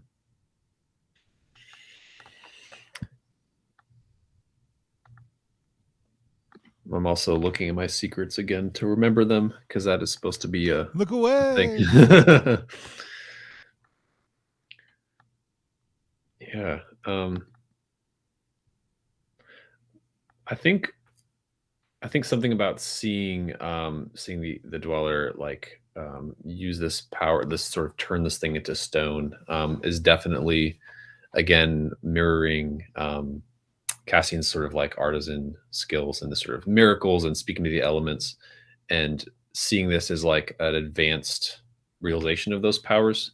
To, again, it's like a miracle. You can turn this monster to stone. Maybe you can awaken this other thing. So I think instead of cultivate and craft dormant powers, I think this is like an aspirational thing. I think he wants to like imbue himself with that kind of power. I guess he wants to become powerful like that. Okay. Still to fulfill an oath or prophecy. I'm just gonna say absorb. Yeah, absorb new powers. I'm gonna say wield new powers, maybe. Okay.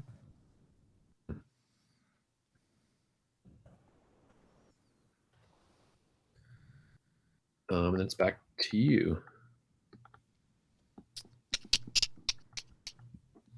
I'm gonna let him reflect. I'm gonna do a reflection roll.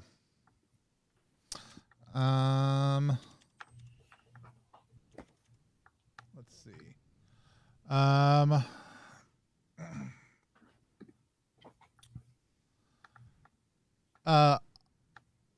Obviously, as something is changing, I'm having to give in to more of these kind of dark powers that I wield. Let's see, where do I want? I do want to go somewhere new.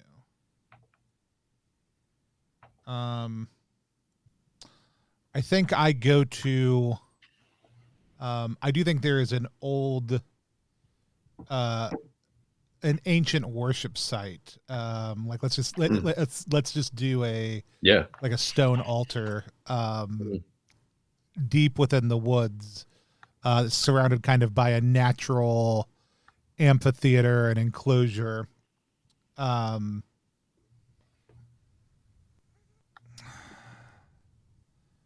And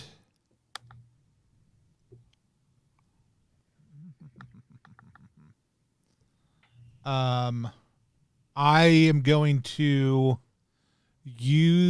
I'm going to go there and chant the oldest song that I know, to try to like and let it resonate in this space around me to seek clarity. That's really cool.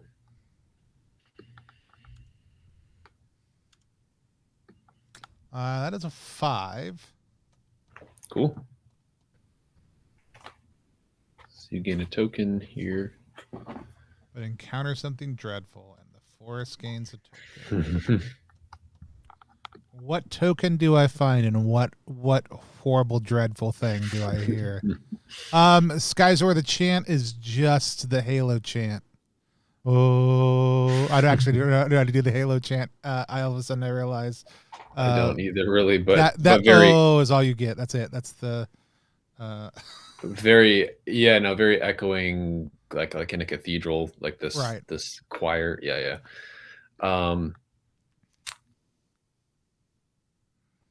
mean, I'm not afraid to do weird chants on stream. You can watch the Solar Side stream, and I unleash some bird poetry that's largely chicken noises. Excellent. I think so you said this was like an altar in sort of a forest amphitheater. Oh, I know what would be cool, because I think you were sharing the art earlier of the nest. I think a nest falls from those branches onto the altar. I think the vibration of that chant is just kind of, maybe it's causing things to shake. Maybe it's just stirring the landscape to life a little bit. A nest falls from the branches onto the altar. I'm always trying to thematically like tie the tokens to each other a little bit. I think maybe the weird thing is a detail of it is it's not like a real egg from a bird. I think it is like a crafted egg that maybe was sort of like I don't know where I'm making this up from. Maybe it was like an early task for an initiate, is sort of like you're supposed to demonstrate your care. You're supposed to carry around this like very fragile, almost like clay or ceramic egg without dropping it, while you have to go and do these other things. So that's the token, is a it's monk initiation meets home ec. Take care of this egg baby. Yeah, there you go. Don't let it get hard boiled. Yeah. I don't know what it's made from. Do you think it's like clay or ceramic, or it's not a natural egg somehow? Yeah.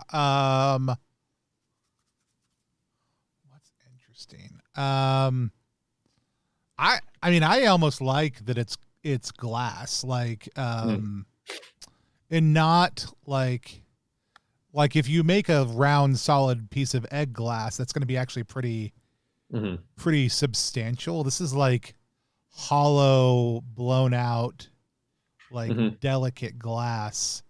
And to the point where like I think the nest falling should have shattered it. Like it was a Oh, cool. very it was not a sign of opulence, but it was a sign of the dedication of the faith to those seeking to grow in it, to be like, these things are incredibly hard to craft. They're incredibly delicate. And we're entrusting it to you, knowing that the majority of you will break it. Yeah, I love that. Okay, and then the other threat here is supposed to be something else terrible. I think there's a shadow from the branches above. There's something else stirred by that song. Shadow passes over you, something in flight. Maybe it's something that was guarding this egg or after this egg. But maybe we don't see it yet. Something either flapping or hopping from branch to branch above you. Is this a new looming threat, or is this? Yeah, I guess so. Yeah. Treetop shadow of some kind.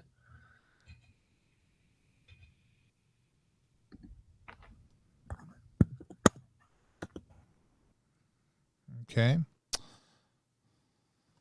Cool. I think that's all I have at the moment. And you're at 2 tokens now. Oh, that changes your instinct. Ooh, it does change my instinct.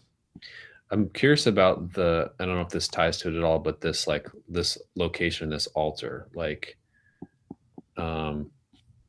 this seems like very like druidic, like an altar out in the woods, an amphitheater made of trees. Like, I don't know. Is this something that you just stumble across, or you think there's some other connection?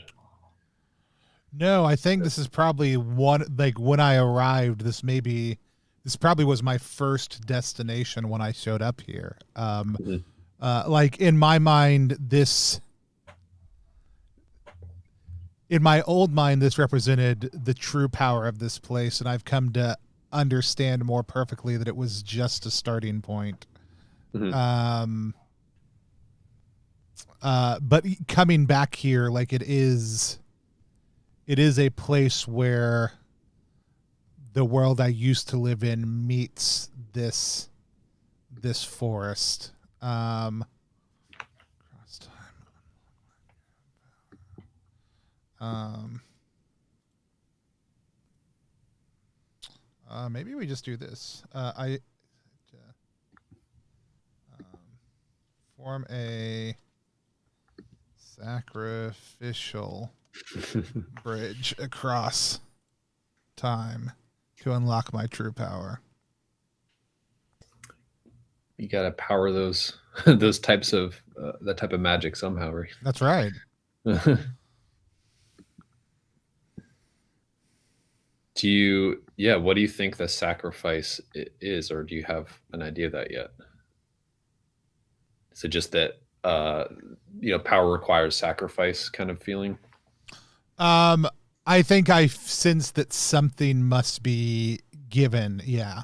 But I don't think I know specifically what it is.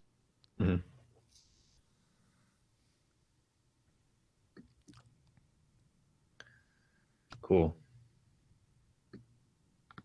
I'm going to think for a second about the next landscape part, because I've been sort of crawling through the shallows, alongside this river. I'm in this kind of well. I saw a vision. I'm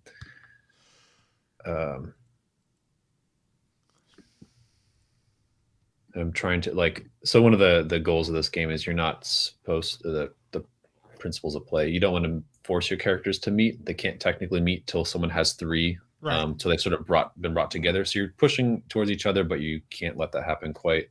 but I am trying to think about how like the landscapes connect a little more. Um, um,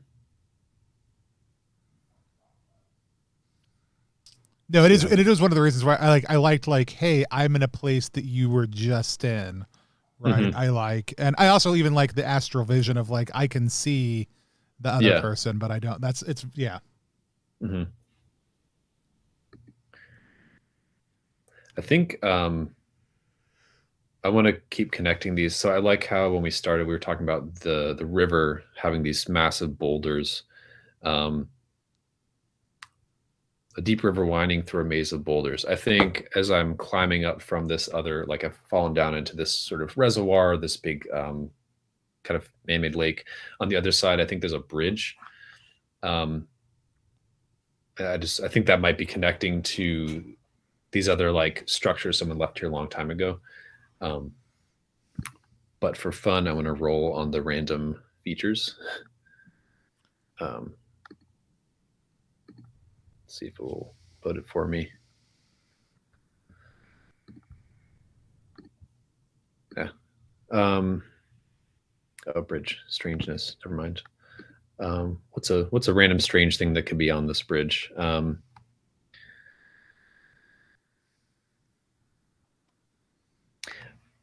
I'm gonna say that it's a bridge that has strange tracks on it. Maybe sort of worn into the stone, maybe also in the dirt or whatever.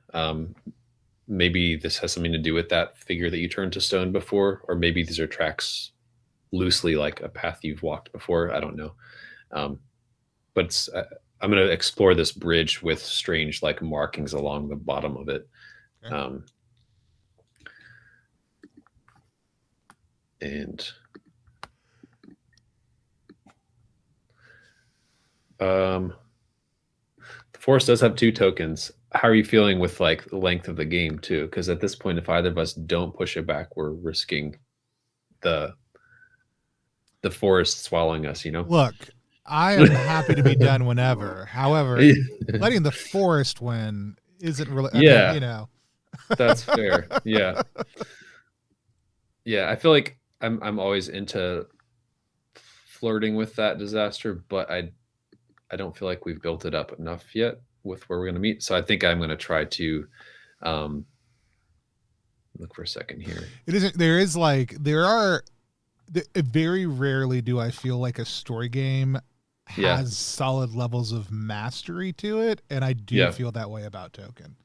Oh, that's cool. Like immediately, I want to play again because I want to be a little bit better at it. Because I do feel like there's a level at which the forest can evolve far more as a third character, Mm-hmm. and I don't. Mm-hmm. No shade to either of us. I don't know that we Sure. really got to that level. There's just enough there to keep on poking around with that I really like. Yeah. Yeah. Well, good. I think I'm going to say that it's the rot that's still here. Like, I don't think it's literally that I found your footprints, because that could almost be like a token I find if it is a separate thing. I think that there's still those elements of the rot covering this bridge. Maybe I'm just encountering more of that, and that's what I'm trying to clear away and fight back. Yeah, let's go with that. So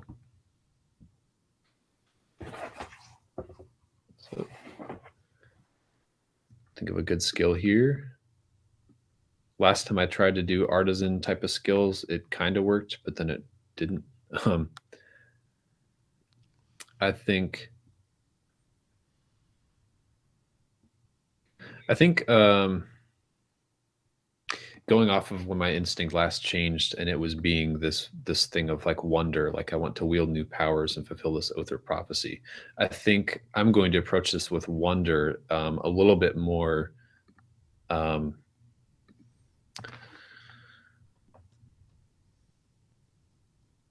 Maybe okay.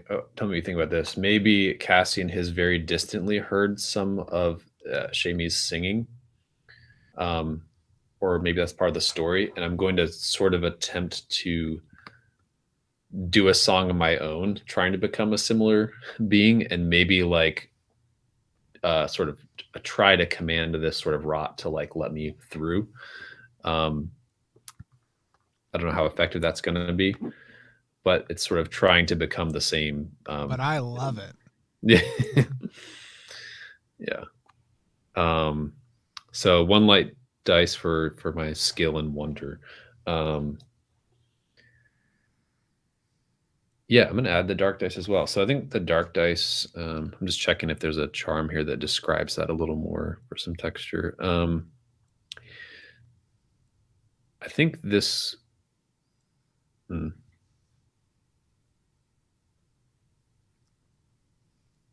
Call upon the lights and guide your path. I think I'm going to use the charm Gleam before I'd use that sort of spark. So this is call upon the moon and stars to light your path. So maybe I'm sort of trying to invoke the celestial powers as I know them and see if like this rot in this landscape will kind of show me a safe path or let me through, or if I can somehow compel it to step back. So that's a dark dice, and I'm just going to add another dark dice for risking my mind and body here. I got 2 6s on dark dice. Wow. Does that imply that you get 2 scars? So I thought about that, and when trying to design it and balance it, I decided like, let's just put it at 1. I'm not trying to like avoid myself dying here, but no, it's fine. once per roll, just because it only takes 3 to kill you. Right. But interpret 2 6s as you want. So I do succeed in removing 1 from the forest, right? But I get a scar. I'm kind of interested in that. I don't know, that affecting or transforming Cassian in some way. Yeah. He's meddling with powers again. So you were trying to deal with a rot, and you called upon the moon and the stars to show you a safe way. And the moon and the stars kind of like they listened, but they listened to the kind of the desire of your heart for this power. And so they did show you a safe way. But you were surprised kind of like how much of the rot you had to touch to get into the safe way. And like, you know, you have made it kind of safely along this pathway. And you realize kind of towards the end that your like it's easy to walk, like you feel very sure-footed. And as you look down at your feet, you notice that your shoes are no longer there, and that your feet have become this rotten fungal substance, and every time you were stepping down, you were connecting with and gripping onto the rot below you. That's awesome. I mean, I think my scars are sort of athlete's foot. Athlete's foot. That's the worst. Rot. Yeah. Rot-footed.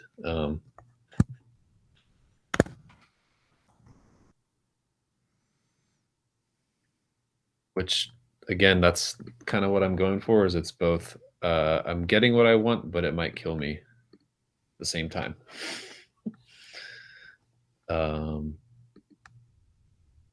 Yeah, but the rot at least recedes. At least the land has pulled back a little bit again.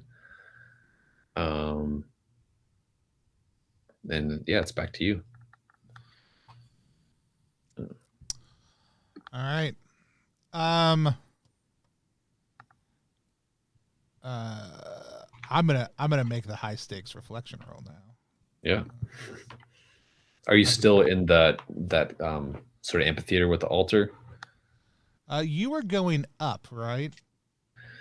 Um, guess we hadn't really thought about It's a it. bridge, I guess. Yeah, it could be going wherever. Do we? I was trying to think of like because you said like altar. There's these sort of like man-made structures. Maybe they're connected, like loosely. Like there's people been building temple structures or whatever here a long time ago. Um, maybe not like immediately connected, but they're kind of in the same general level. Yeah, I like that. I use the random roller. I I got a grove with submerged stairs. I take the grove part. I like the idea of maybe walking through these trees. And it becomes very evident after a certain period of time that I am not in the forest as much as I am in a place that at one point in time was more cultivated. The Oh, trees, cool. the older growths suggest rows, whereas the um the younger trees, that have not quite taken root are a little bit more scattered. Um, and yeah, we see kind of suggestions that maybe there were even houses nearby at one point in time, or some sort of buildings, as we see kind of these old stairwells cutting into the ground, but no remnant of surface buildings remain. And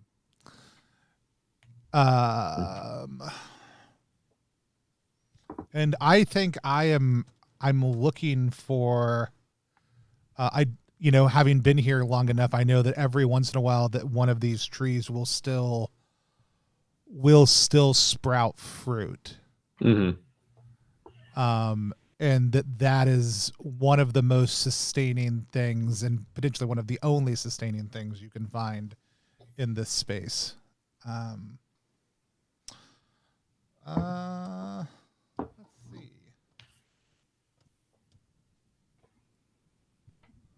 I'm gonna lean, I think, on. I'm looking for something valuable, so I'm following my instinct for something to sacrifice. Right, something I can that it would be worthwhile. And I think, given the nature of what I just described, I'm going to lean on fungal. More plant, but we'll lean there either way. I've got a 4. And we've got a 6. Nice. Yeah, so 6. You just gain a token. The 6 is on the dark die. So whatever. I mean, like, I know that this is my token, but but it will injure me also too. Tell me a little bit about the token. Let's see. I mean, I like the idea that it's a fruit because you're exploring this grove. Oh, maybe. So I think it is a fruit. It's growing from among the grove. There is a small pot that is also, it's maybe it's like a small stone or clay pot. It's like been hand carved that would hold like a little seedling. There's a small tree within this pot that has a single fruit growing on it. That has a bit of that like moonlight glow, just like what Cassian was invoking. It's sort of a pale, almost like winter snowdrop, like pale opal kind of colored fruit that's glowing. That you can tell just by looking at it is full of like vitality and healing power somehow. And maybe that's what used to grow here or was cultivated a long time ago before the rot took over. And it's been almost like I think the pot looks like it's maybe I shouldn't have said stone. Maybe it's like like a wooden bucket that could be like carried around. So it's like someone carried this from their garden and it's sitting here. Mm. Do we want to spin narratively also that the dead plants that no longer, the dead tree that no longer grows, this is that type of fruit also? Oh yeah. Mm-hmm. From the prayer beads? Yeah, I was thinking that too. Yeah, are these this orchard here or whatever, are these other trees also just kind of like dead or rot infected or on the way? Oh, I think they're all like, I think the thing that is particularly surprising about the fruit is that these trees are dead, like, and have been. Like the fruit appearing is not a natural function of these trees anymore.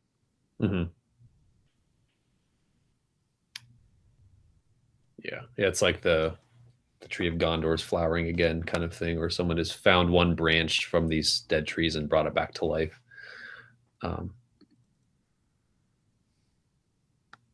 But it's a scar. This is where we kind of have to pull all the threads together in a fun way. Yeah. Like,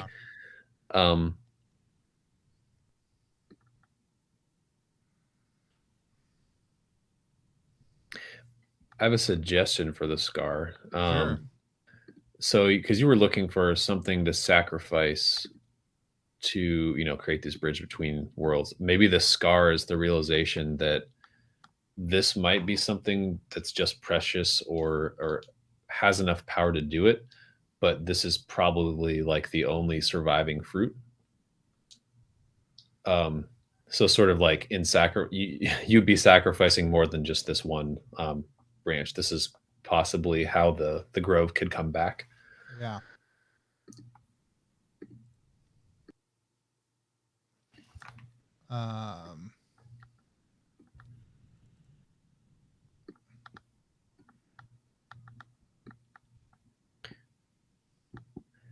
So now that you've got 3 tokens, this kind of brings us to like the moment of us meeting.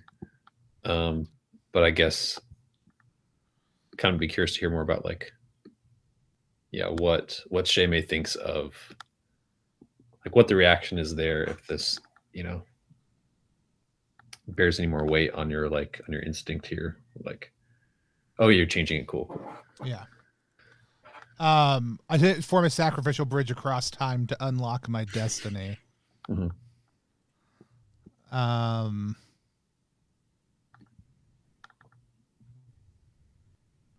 Which is awesome because those are supposed to represent, like, that's how we're going to, like, we change that along the course of the narrative until we meet, and that's like our first instinct is like, this is what I've been planning to do.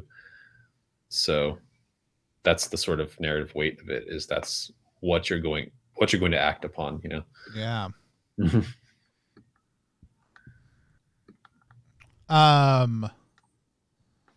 we just play this out as a scene? Is that how this works? Yeah, I think so. So I have because you've got the tokens, I have a chance. This is where I would like reveal my secret. That's cool. So I guess just to kind of like describe the scene, what does it look like as Shame finds this token? Like, what do I see you doing when I like show up, I guess? I think you find me pulling this out of this bucket and it's glowing like you like, and I think we see like you look down, you look up at the moon again, and you realize like it's not the moon, it's this piece of fruit in my hand kind of glowing with that surreal power. And I what are you about to say before I put my hand to your lips and silence you? I think I'm about to. So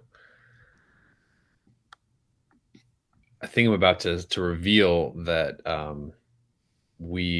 so my secret here is that you and the other share a sorceress bloodline, and therefore you are doomed without the aid of the other. Cool. Perfect. Um, Perfect. so sort of say that we're more connected than you know, and so, I'm trying to think of what Cassian would actually know or not. I think it just that this is like our fates are intertwined. Our destiny is to like like take me with you or show me this path. Don't just leave me behind or destroy the world, kind of thing. So I put my hand to your lips as you're about to say this, and I take your hand and I lead you back through the grove to the altar.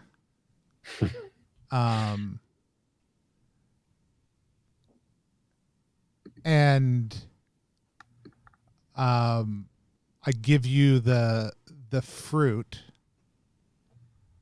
and I say, eat. Yeah, I mean, this I think I can definitely feel the glow, the moonlight, the radiance from this fruit. This is otherworldly. Awesome. Mm-hmm. And as you do that, I take your heart out of your chest, mirroring perfectly the figurine that appeared to you before. You all of a sudden see my form, Nice, leaning in to bite and chew your heart in the same way that you are chewing this moon fruit. And you can feel your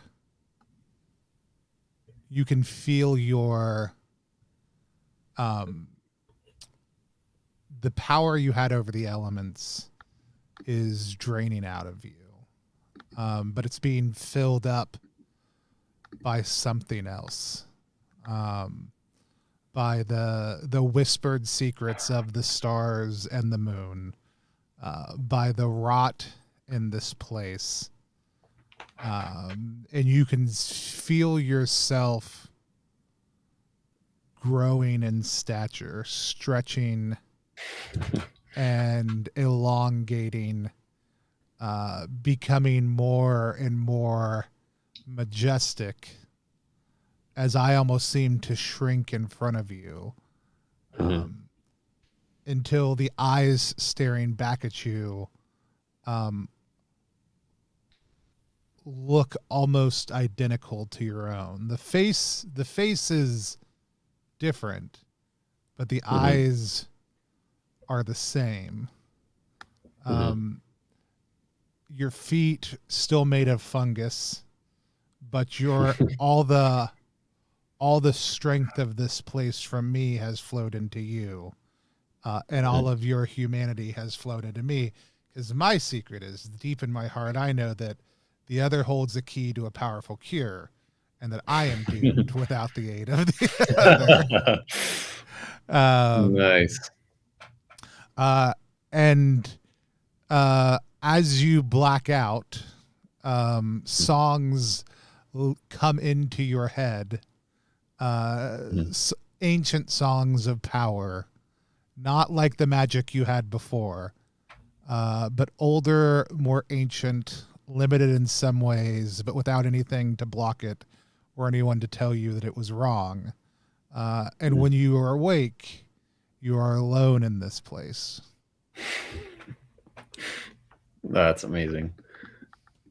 I think Cassian, as he is fading from becoming Cassian and becoming this dweller of the place, sort of in his last, I don't think it's even a breath, it's a song, sort of intones the fulfillment in a way of the prophecy that he believed in or he had hoped would be true. And sort of this is sort of like offering an enticement symbolically. It's more things have happened as they will, but it is saying, you should you embrace this form and walk more light and free, you will always be the seeker, and you will always be sought, and others will seek to follow your path as well. Something to the effect of like, because you're seeking this bridge, bridge across time, um, sort of uttering this prophecy in a way of like the journey will never fully end. You've become free of this form, but now you're back in the form of the one who is seeking, and it's sort of cycle of time repeating.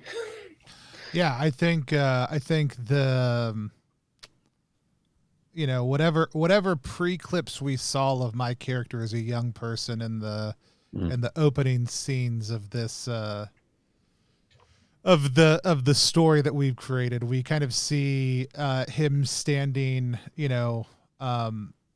at the edge of the large town that he used to be a priest in, um, as a young pilgrim, with a a chain of prayer beads, kind of hanging down next to them, having become the seeker. I think the last sort of prologue or image of the being that was Cassian is now being bound to this place, maybe moving more slowly, but stooping down the elongated form, to listen to the voices of the different fungus growing from the stones and the different plants, and whisper things back to them.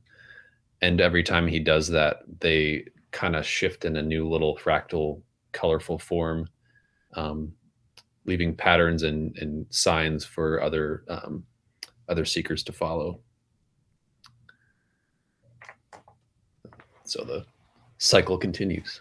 Dang. All right. Do you want a 5-minute break? Are you doing good? It's been about two and a half Yeah, hours. yeah. Yeah, I'm good. Or we could kind of recap Yeah, from let's here. do Either way. recap. So we've got a little thing we Yeah. do called Reaction Roll, which is a live stream inside of a live stream. It's our chance to sit down with the creator of a game that we just played and talked about playing that game. Today, we are playing the 2-player GMless game that's rooted in trophy called Token. It's about a hunter, the dweller they are hunting, and the supernatural space, in this case, a weird rivery forest outcropping, that they are in, and it is. I was playing today with the creator Gabriel. Gabriel, why don't you tell people a little about who you are, what you do, where they can find you online, but also tell us a little bit about kind of what inspired Token. Yeah, Gabriel. I'm on Twitter at TrollHands. That's where I mostly share game stuff and share other people's games. Like I said at the beginning, got started being inspired by the Trophy role-playing game. This is a game using that system. It's the second original game I've come up with that's kind of using those basic rules. And that's kind of mostly where I'm at. I'm really interested in like games inspired by folklore and horror. And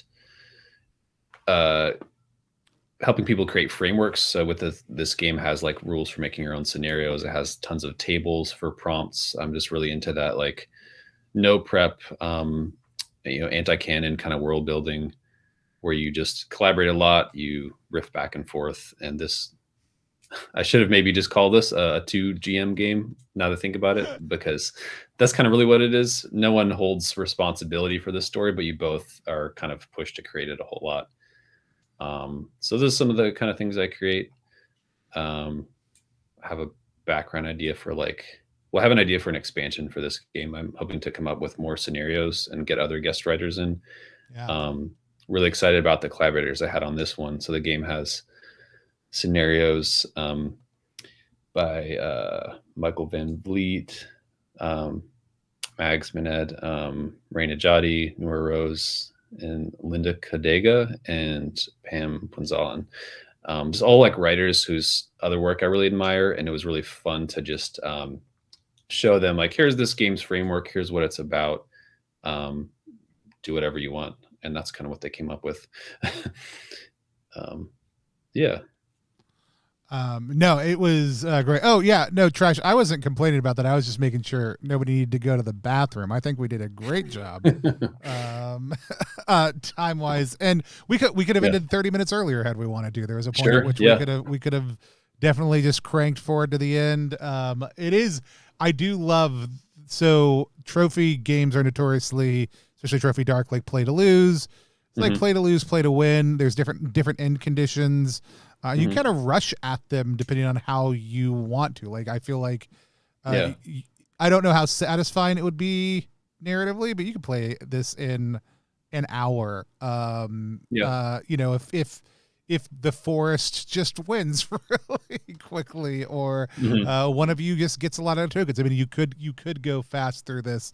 I think it's actually a game that really warrants a lot of beautiful reflection. Chat, if y'all have questions, if y'all have thoughts, if y'all have observations, or if you're watching this later and have them, go ahead and toss them down in the chat, and we would be happy to bring them up here on stream. Ask Gabriel, just share about our experiences. I had a blast. I can't wait. I did not go and look through all the different contributors' content yet. That's the part I'm kind of the most excited to, because a big part of it being I didn't want a lot of other things in my brain while we were playing. I just wanted to kind of come in fresh on it. And so there are people who I love getting to collaborate with myself, as well as playing their games, who play on a lot of themes that I really love. I loved how the religious imagery that ended up being very central to ours, which is not, I think, in any way, shape, or form the default expectation. We just happen to end up with a priest and a monk. And I know I said it at midpoint, but like my big feeling really was there's very few, because story games typically put the story on rails and say, here is where we want you to go. Token is far more an expand in whatever direction you want story game, which is really funny because it's a rooted in trophy game, and trophy is like the OSR story game, right? It's a way that Jason created to trick story game people into playing OSR style games, and I deeply love it. And I love a lot of the things that go into it as somebody who loves that exact same space. And even Trophy Dark and Trophy Gold, things tend to kind of be on rails. There's ways you move through space in a very regimented fashion. Token doesn't. Token has the structure of your moving scene to scene to scene, but it's really just, it's a new scene. Move to a new place. Tell me about the new place you're exploring. Marvel at that. Or tell me how you're in the same space fighting back. But it created a wider range of freedom to just kind of move around in wherever we wanted to go within that, as long as we didn't bump into each other, and we didn't die. And so technically you're right. Jesse Ross is technically the creator. Jason's the publisher, but I also know that it was a heavy collaboration between the two. And so, but yes, Jesse is the creator. And that's not to underscore Jesse. Sorry. 100% not intended to. Everything Gauntlet does is such a tremendous community project that I really, really love seeing everything that comes out of that space. But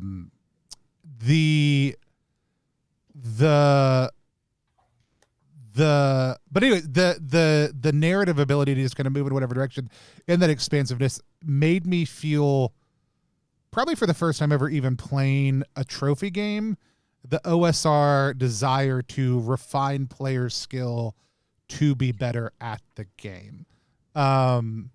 Because a big part of OSR play is like player skill and making good decisions trumps mechanical realities, right? And trophy embraces so much just narrative reality that there's some really cool things that emerge in that space.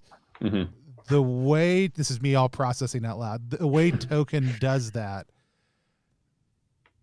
is very, because like intellectually I'm like, okay, you don't, like the type of skill I would be thinking about is not the same type of skill at all. It's like, how do we make the forest feel more alive. And not that we did a bad job at that, right? Mhm. Just like you would get better at that and giving it its own rooted personality Mhm. the more you played this game, right?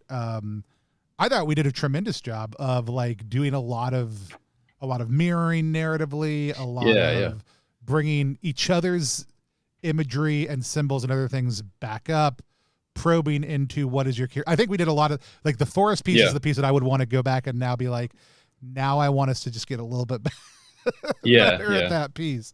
Um, Yeah, my approach at putting a lot of stuff together was very much like can't go wrong with more tables and just make everything evocative and cool and you guys figure it out. But I could definitely see one approach to playing it be a bit more curated where you kind of map out, and that's what the scenarios do a little bit more. Um, there's less options for like the landscapes. They're a bit more tightly focused on a given theme.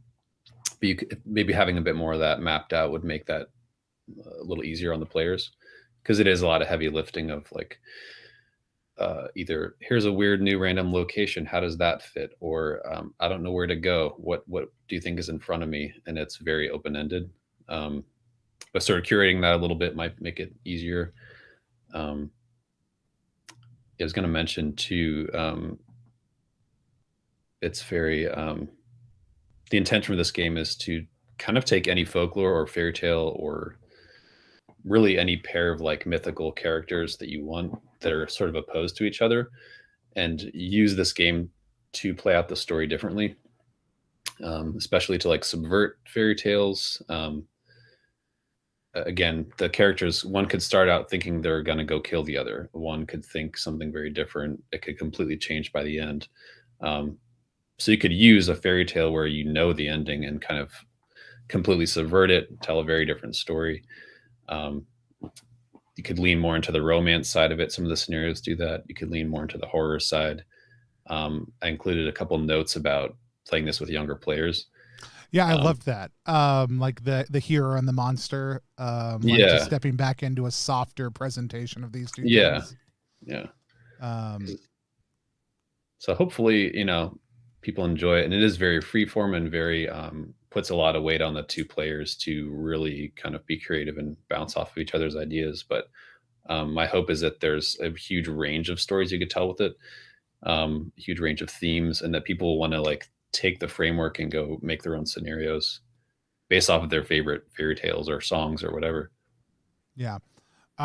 I like I said, I had a tremendous time playing, and it was like I said, it's fun to have sat down and played. It's very rare that I get to sit down and play a game like this, and then lots of them I want to immediately play again afterwards. But this one, it's like there is just like I said, a very much an intense desire to go back and poke at more things and explore more things and do a lot, which Mhm. is not usually what makes me want to go back. Like it's not the Hmm. thing I'm usually looking for that I'm like, oh, I'd love to play this again Yeah. because it was so much fun. It's like this was a lot of fun.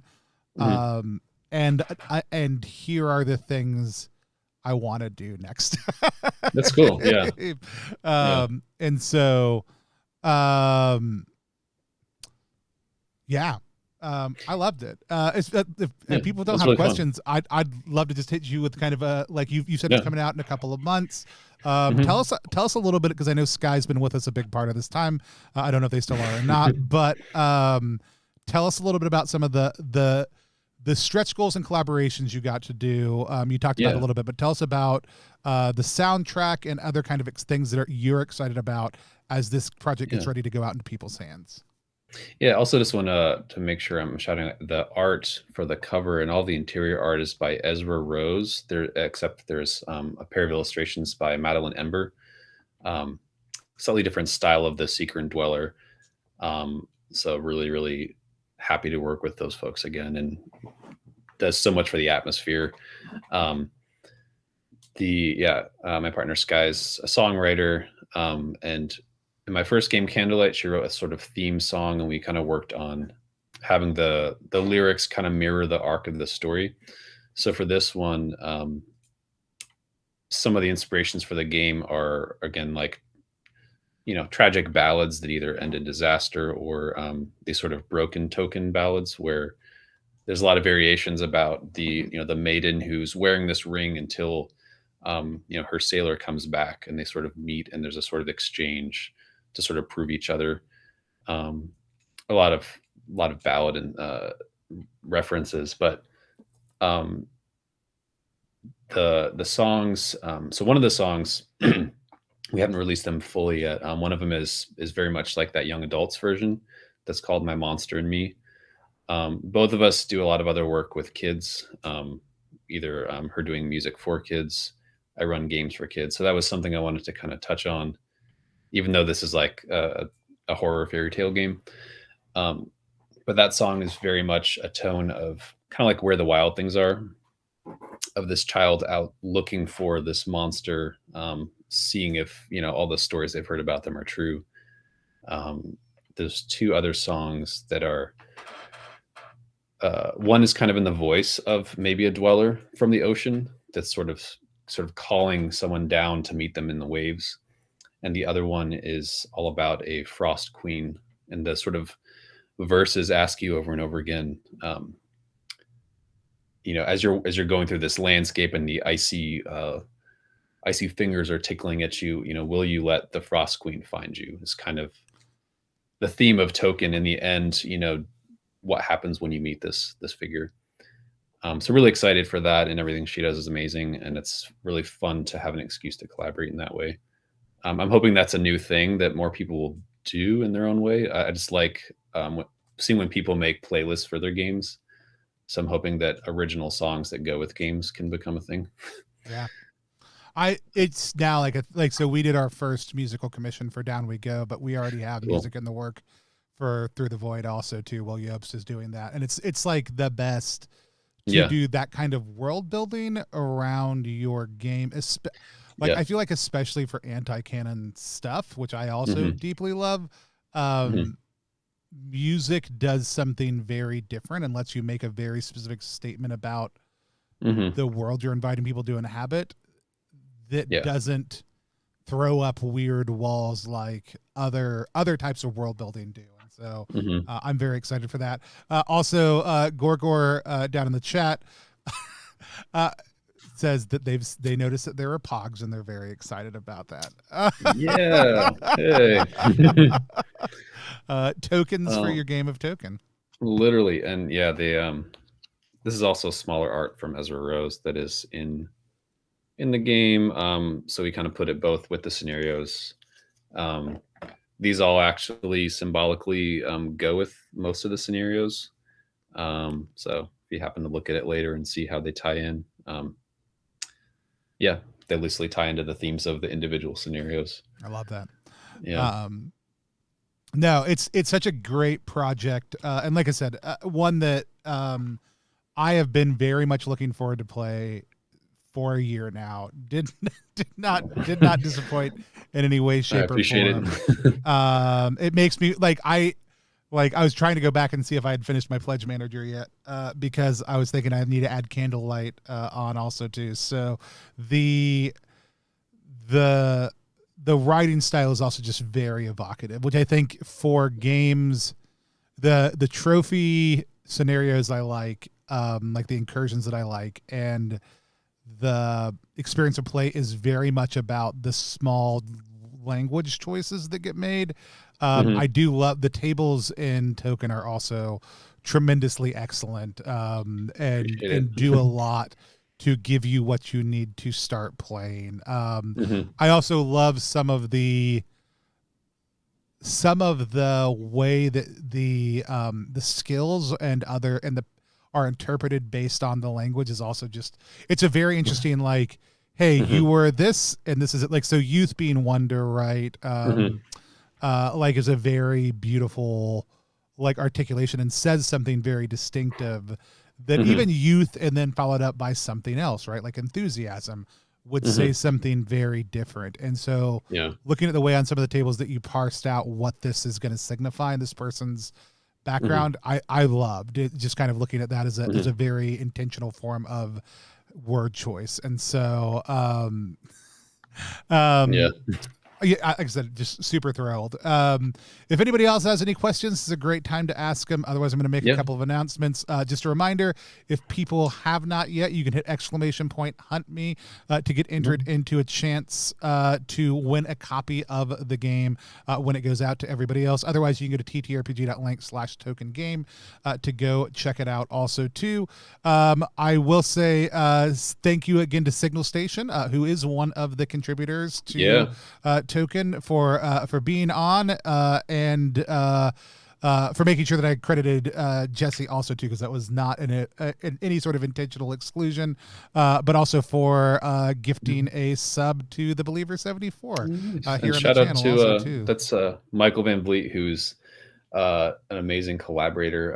If you just want someone to be real about if your mechanics make sense, if your writing makes sense, he's really been a helpful friend when I've been going, how do I design a game? Does this work? What do you think? So he contributed, but also with my game Candlelight and Token, he was very helpful. That's cool. Michael also makes really cool games, so we're going to drop a link to Michael's itch in the chat also too. Michael does really cool stuff, and I'm always super excited whenever I see his name attached to a project. Please go check out all the great stuff that Michael makes. But yeah, it was another one of the somebody I've not had a chance to collaborate with in your list yet, who hopefully we get a chance to sometime soon. And so but I didn't see any more questions come in, so let's go ahead and we're gonna pick a winner. Close giveaway, pick winner.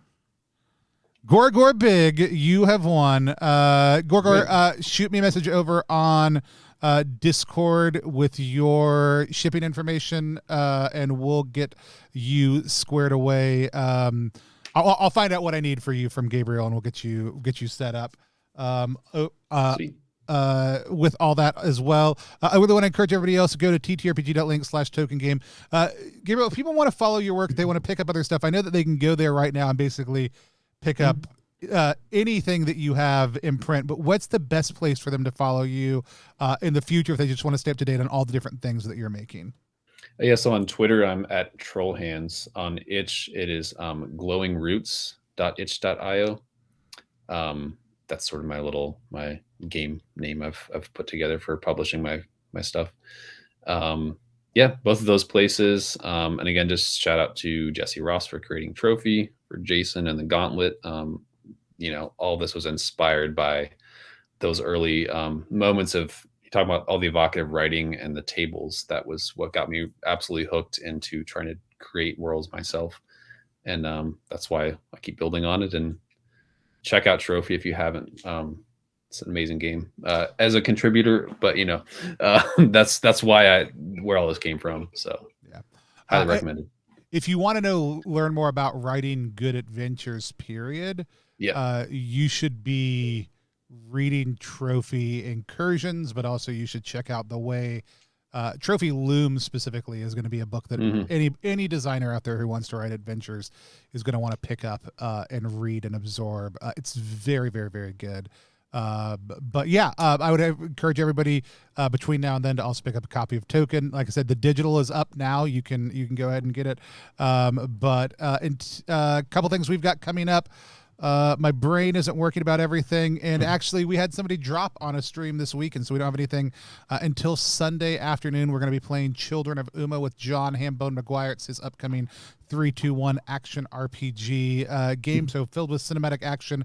It's post-apocalyptic, road warrior, Mad Maxy, cars, guns, and weird sci-fi stuff. I've got to play already.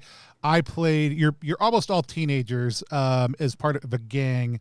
I got to play, I want to say it was like Bat, but I had a squirrel suit and somebody had like a hover like drone car, and I definitely would get in front of other people's cars and then slam myself into their windshield so they couldn't see. And make them crash a whole lot. It was a whole lot of fun. We're going to play again on Sunday. And right now we've got the Together We Jam going on over on Itch. Together We Go it was an amazing game session. Together We Go is our house OSR system. It powers Down We Go, which is our fantasy setting, Through the Void, which is our space one.